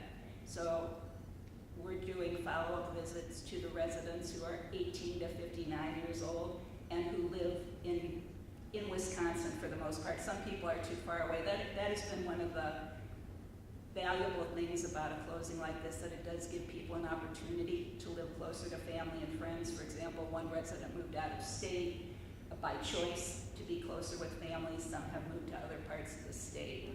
And the visits that we do, we are not a regulatory agency, so it's not like the Division of Quality Assurance that's going out there to make sure that all the regulations are met. We're going out there to spend some time with the residents to see how they're doing, if their choices are being honored, if they have a quality service plan. Is everything perfect? No, it's not, but for the most part, what we've seen has been very positive, and we've seen that individuals who've lived in institutions for many years are blossoming in the community, and that they are achieving greater independence. One of the things that I think is going to be important moving forward is that the family care program, because that is the program that is providing services and supports to so many of the members who used to live in Hilltop and Rehab Central, that it is adequately funded, that it has the right model for serving people with complex needs. And as we know, there are a lot of transitions going on right now with family care. So I would ask you, as a member of the Assembly, who I know is on the Aging and Long-Term Care Committee, which has taken a great role in stepping up to ensure that there are some opportunities for community input on this, to do your best to ensure that that occurs, and that there is adequate funding for individuals with complex needs. In addition to that, I think some of the comments that were mentioned about the importance of ensuring that frontline staff have appropriate training are very, very important and compelling. And people are only going to have as good an experience as the staff who are supporting them. And there definitely are challenges in terms of the quality of staff and the training that they receive. So I hope that you'll be an advocate for making changes in that regard.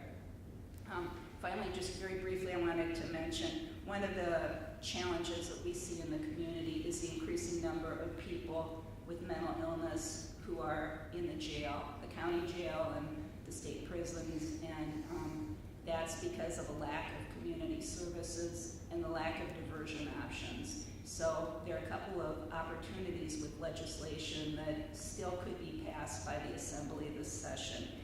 Two bills that both would enhance the TAD, the Treatment and Diversion Program, so that we hope you'll take action on these. Let's see, I've got the bill numbers here. You probably know them better than I do. AB 52, which could be expanded so that individuals with only a mental health diagnosis would be eligible for TAD, and AB 657, which would increase the funding by $6 million a year. So we hope that you will, I know you're supportive of these, we hope your colleagues as well will take action to move these forward. So thanks again for this opportunity to hear from the community. Thank you very much.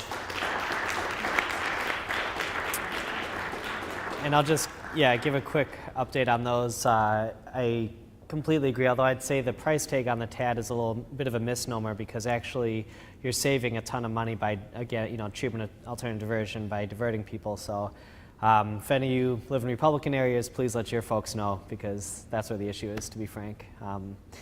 So anyway, not to partisan anything up, but we get it. We just need everyone to get it, and it actually saves quite a bit of money. But that's my only 2 cents on that. Anyway, next we have Reverend Elwinger.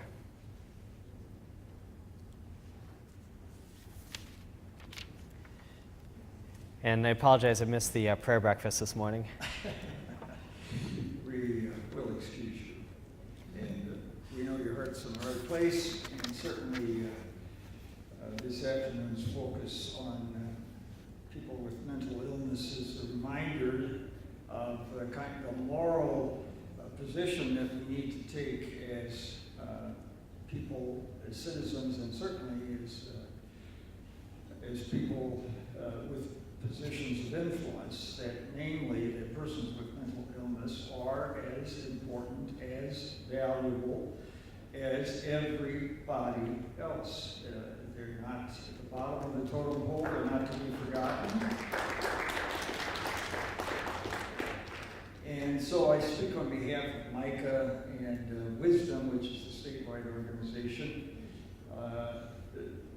And there have been 3 or 4 references now in the last few minutes to persons with mental illness who have gotten caught up in the judicial correctional system, which is specifically what Micah and Wisdom are concerned about right now. And it's the reality that some 25% of persons in jails and prisons have severe mental illness, and then there's another 50% plus in jails and prisons that have some level of mental illness, to say nothing of the 75 to 80% that have addiction issues, and of course there's the co-occurring disorders and so on. I'm glad that my immediate predecessor spoke about the TAD program,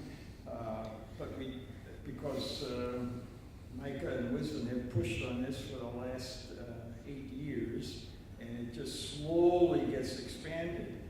But you're right, for every dollar that's spent on treatment alternatives and diversionary programs, we save $2. Right. So why don't we go up to the $75 million that's needed instead of increasing it from 1 million to 2 million and now to hopefully 4 million.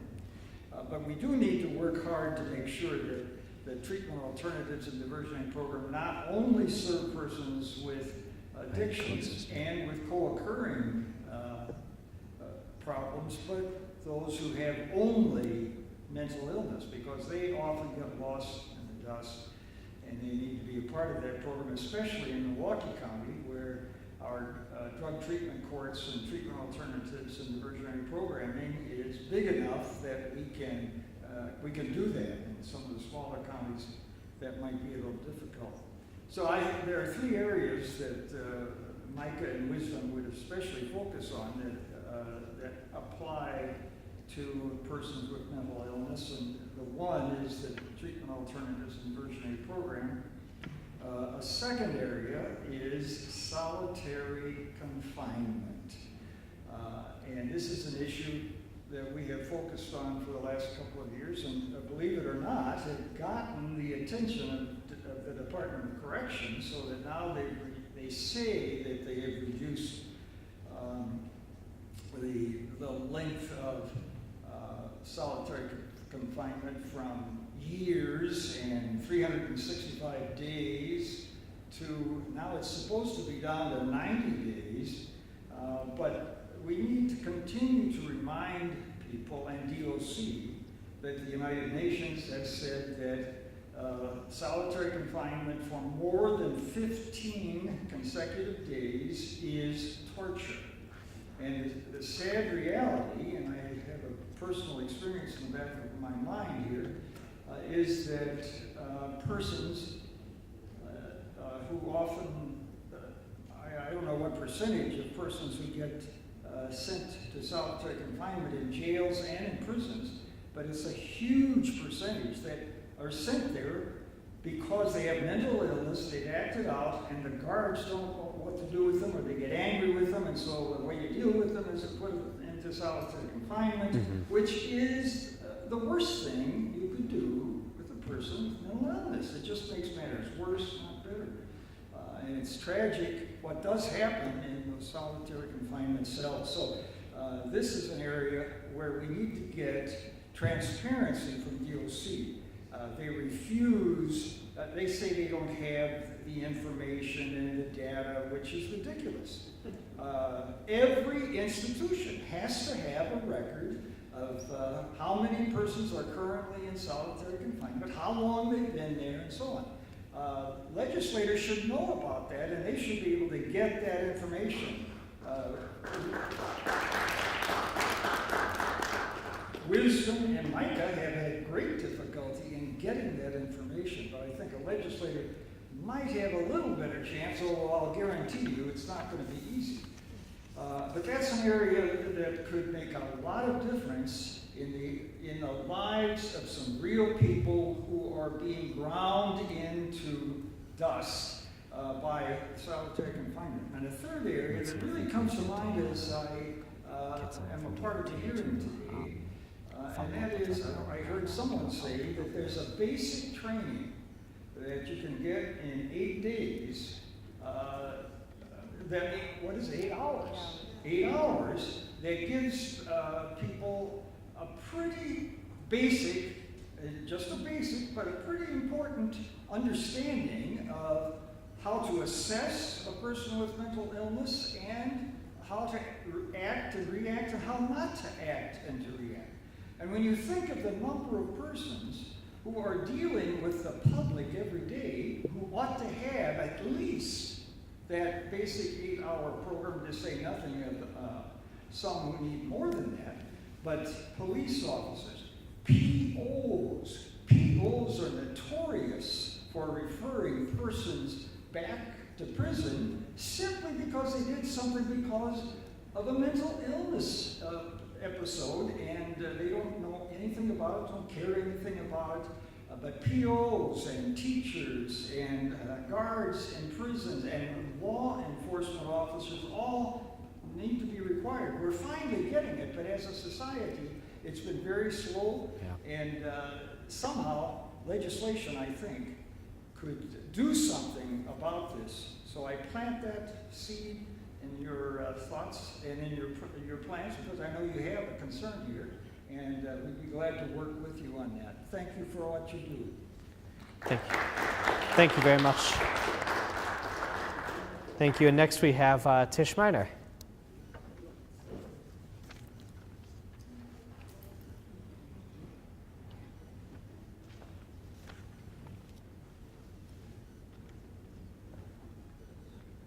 Thank you very much for allowing people to have a voice and a say in helping you to understand what the big picture is. Because many times legislators and even managers don't. I'm a licensed social worker. My name is Tish Miner. I'm a licensed social worker. I'm a AODA counselor. I just retired from working for about 30 years with the Department of Corrections. Mendota Mental Health Institute was where I worked in the civil commitment unit. And I worked at Lincoln Hills. I worked as worked with women in treatment for Department of Corrections. Saying that just to tell you that I do have some background and understanding of the mental health area. My concern is, well, there are 3 concerns. One, with the Lincoln Hills situation, where we have 172 Milwaukee County residents that have to be relocated, but can't be relocated right away because they don't have assessments. They don't have an understanding of what support systems these young offenders will need. And that's really bad also, because They have to be assessed before they come back to the community. I'm also concerned that we're talking about DOC has a habit of moving the problem around. You know, there was a problem in Ethan Allen. It wasn't closed down because of financial issues. There are newspaper articles that will tell you the abuse that was going on there, so they moved it up there. And now my concern is if they move it back, move the patients, clients, children's, young offenders back to this community, they're not going to have the clinically trained people. Okay, you can put people in a facility, put people out at the House of Corrections with the House of Corrections staff, but that's the House of Corrections staff. And many of these kids are considered severely emotionally disturbed.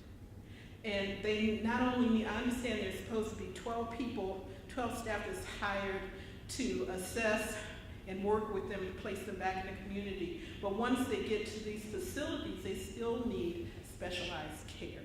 So hopefully they will work on getting clinical supervisors in addition to people that are going to work with the population. So I'm not hearing that happen. I'm hearing that they're going to get staff, but the problem is that you need staff that's aware of the dynamics of dual diagnosis and the dynamics of working with severely emotionally disturbed children, and also being able to have the insight with transitioning back to families. So they're going to have family support, a family therapy background also. There was a mention of peer support and specialists, and that's that's a kind of a new evolving discipline, and it combines mental health with AODA, and it takes people that are in recovery, have gone through the experience of recovery, to work with families and to work with individuals in terms of transitioning them back and helping them support them in continuing in their recovery. And that's a really important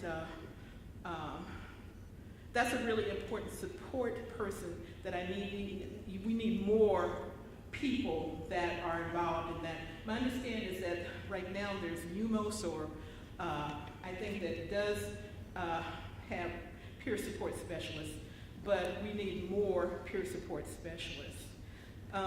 The other thing that's happening with peer support specialists is that they do combine those two backgrounds, and if they have the forensic program also, that would be great. My concern is that the people the job pool that people come from, that we have to come from, is not diverse enough, okay? Many times you have people coming from have the clinical specialty, but actually the law a long time ago said that your workforce should reflect the people that you provide services to, which means at one time the state had a program called the Minority Training Project, and it was part of the old, it still is supposed to be part of Department of Health, but it's not being funded, and it's a training program that specifically worked with minorities that were in AODA, being trained to be AODA specialists or AODA counselors, so they can get their hours, supervised hours, because there are people at MATC or two-year programs for AODA specialty, but the problem with many minority people that I speak to, some colleagues, is you can't get your specialized hours. You can't get your clinically supervised hours. And the minority training program used to provide and bridge that service. It's in the books, it's in the law as I understand it, but it's not being funded, okay? So the minority training, I'm on the State Council on Alcohol and Drug Abuse also, which is part of the Department of Health. So we are talking about that. There is supposed to be a workforce committee that's part of that that's being reactivated. So we're working on that. But we need the legislators to come in and reactivate that program, because you're also going to have a lot of people out here without the treatment, people that are trained in treatment and understanding of the population. I'm also concerned that, there's one more and that's it, I think. I'm also concerned that hopefully if we have psychologists work with our families, the families that are coming back to the community, that we need to make sure that they have experience in addictionology, which is specifically working with the conditions that are brought about by addiction and being an addict. There's it's a real specialized area, and we need to make sure that the psychologists, if they're going to work with people with mental health issues, that they definitely understand the addiction part of it, and that they understand what needs to be done. Also, please look into this. The two people I've seen that talked about they can't speak because of a code of ethics. Now, I have to sign AODA ethics. I have to pay for my license. I have to sign the social work licensing ethics, and part of the whole field of social work is social justice. So you can't be bound, if you're an advocate for social justice. And most people in the clinical field are, because they're the people that see the patterns that are happening in communities, and they're the people that can put it in a language that your legislators or other organizations can interpret and work on. So I don't understand what this gag law is, or gag rule is. It doesn't sound like it's legal to me. Thank you. You're doing a great job. You're doing a great job. Almost done. Thank you very much. And we have Lisa Demon up next, and one more after her.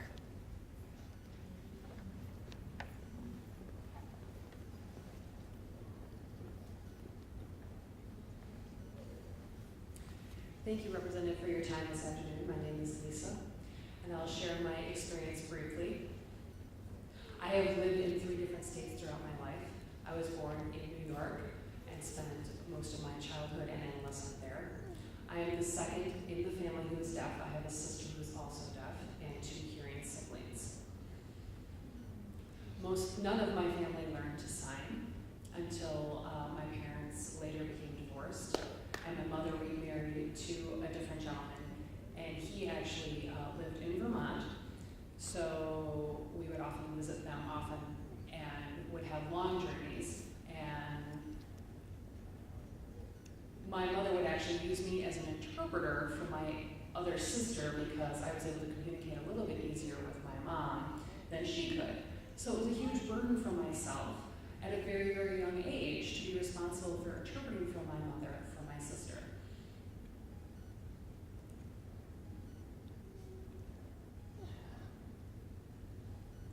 I do also have a mental health experience as well as some domestic violence concerns going through a divorce. I had gone to a counselor. There were no deaf and hard of hearing certified counselors at the time, so I was often have to go through sign language interpreters, no matter where I was. I had also moved to other states and experienced very similar things. I am on depression medication still until this day. I do see a counselor who can hear, who could sign. I felt that the connection was better, but not quite as good as speaking to somebody with my own native language. I have not been seeing a counselor here simply because I felt there were not adequate services here, and that really hit me hard from my experiences in other states. I'm obviously doing quite well now, and I thank you for listening. Thank you. And I was just wondering if you could talk a little bit more about the experience, the differences between even having, I know, the counselor's hearing, but having a counselor that could sign directly as opposed to working through an interpreter for those services. Sure, I'm happy to speak on that. During my time in New York, I did have a counselor that brought in an interpreter. But I really felt that affected the bond that needs to be developed with a professional counselor. Often it focused a lot more on making sure that the interpreter was fluent enough to understand me and was getting my message clear. And also it tended to take a lot longer, so that would often, we'd have to work through the interpreting process, and it really focused less time on my treatment experience. My counselor, who was able to hear, did have some awareness of sign language, but missed the deaf culture aspect. They didn't grow up like I did. They didn't truly know what it was like to be a deaf individual in the world. So often they would bring another individual who was deaf involved that didn't have the experience, but I also felt that that didn't truly adequately meet me where I'm at. So I think having a deaf professional with the language and the culture really meets my needs as best it can. And oftentimes I end up taking more time educating my therapists than actually getting treatment from them. Thank you very much. And, And finally, we have Jeanette Aliano.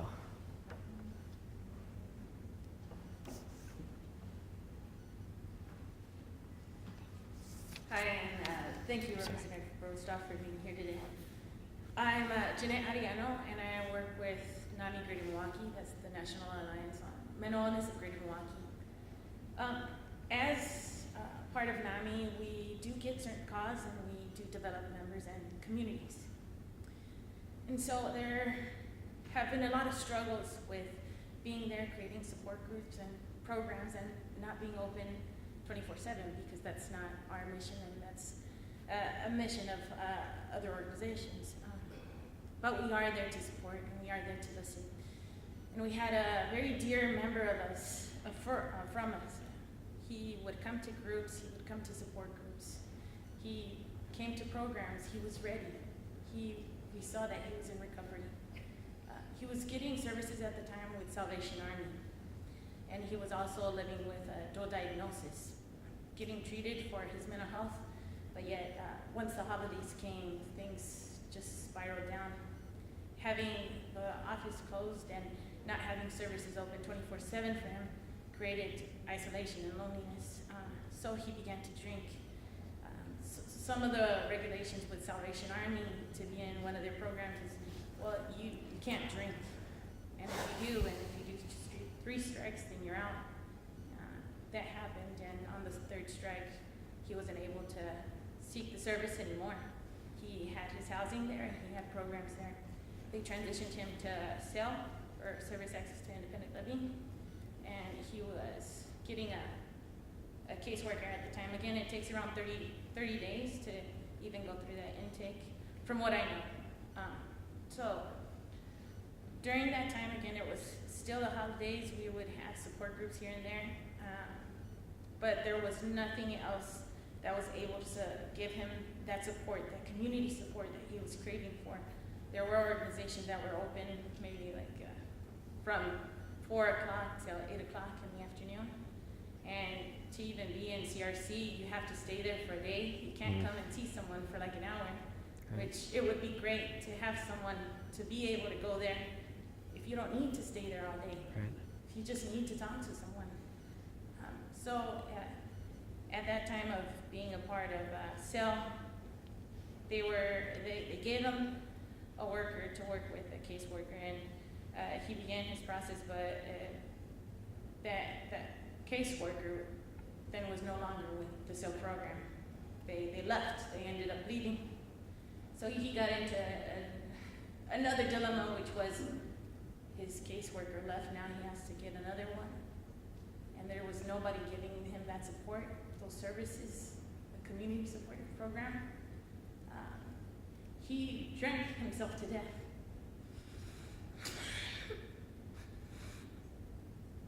And so that not only affected the work environment with just NAMI, there was a community that he created with our groups, with our programs. There were people that were looking for him, and yet we weren't his caseworkers. His community, his support group on Saturdays was there for him on Saturdays, but they didn't have access to his address or to his phone number. They ended up, his new caseworker ended up finding him dead, and that was the first visit that they had. And so it's going on to basically coming back to, if we're not taking care of dual diagnosis and saying it's not just mental health and it's not just a person living with substance use or alcoholism, it's both, treating both things at the same time, as well as providing access 24/7 to a community support program, not just having it from 4 to 8, and not only for people that can stay there for a whole day, because sometimes we only need to have someone to talk to us for just a while, just an hour, just 2 hours. It saves not only a person's life, but it also saves on costs. It saves people. It creates communities. This has affected the rest of our members. It's created a stronger group with our support group. But why does that need to happen after someone has passed away? We have also gotten several calls from family members and from individuals living with mental health issues on the issue of medications because of the switch of their insurance or them losing their insurance. Then it takes about a month. I usually hear that it's about a month for them to get transitioned into some kind of battery care or services. And so then they're left without a month of no prescriptions. And if they have to pay out of pocket, it's from $300 to $600. Again, it's like, if you were to go get your insulin, you can go get some insulin, but why can't you get a medication that can also save your life? That is all I have. Thanks.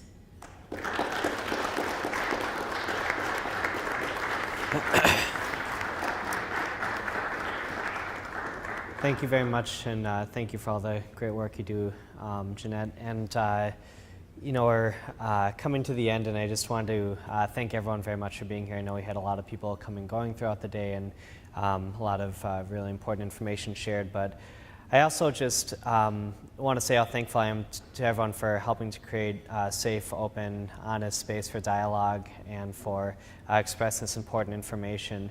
And it's helpful for me to hear from you guys, from the experts, from you all, but I also think to a certain extent it's helpful to hear the broad spectrum of services and issues that we're dealing with in this community. And I think there might have been people who, we all live in the same city, we're all working on the same issues, but may not have even met before, so I'm glad we were able to be in this space together.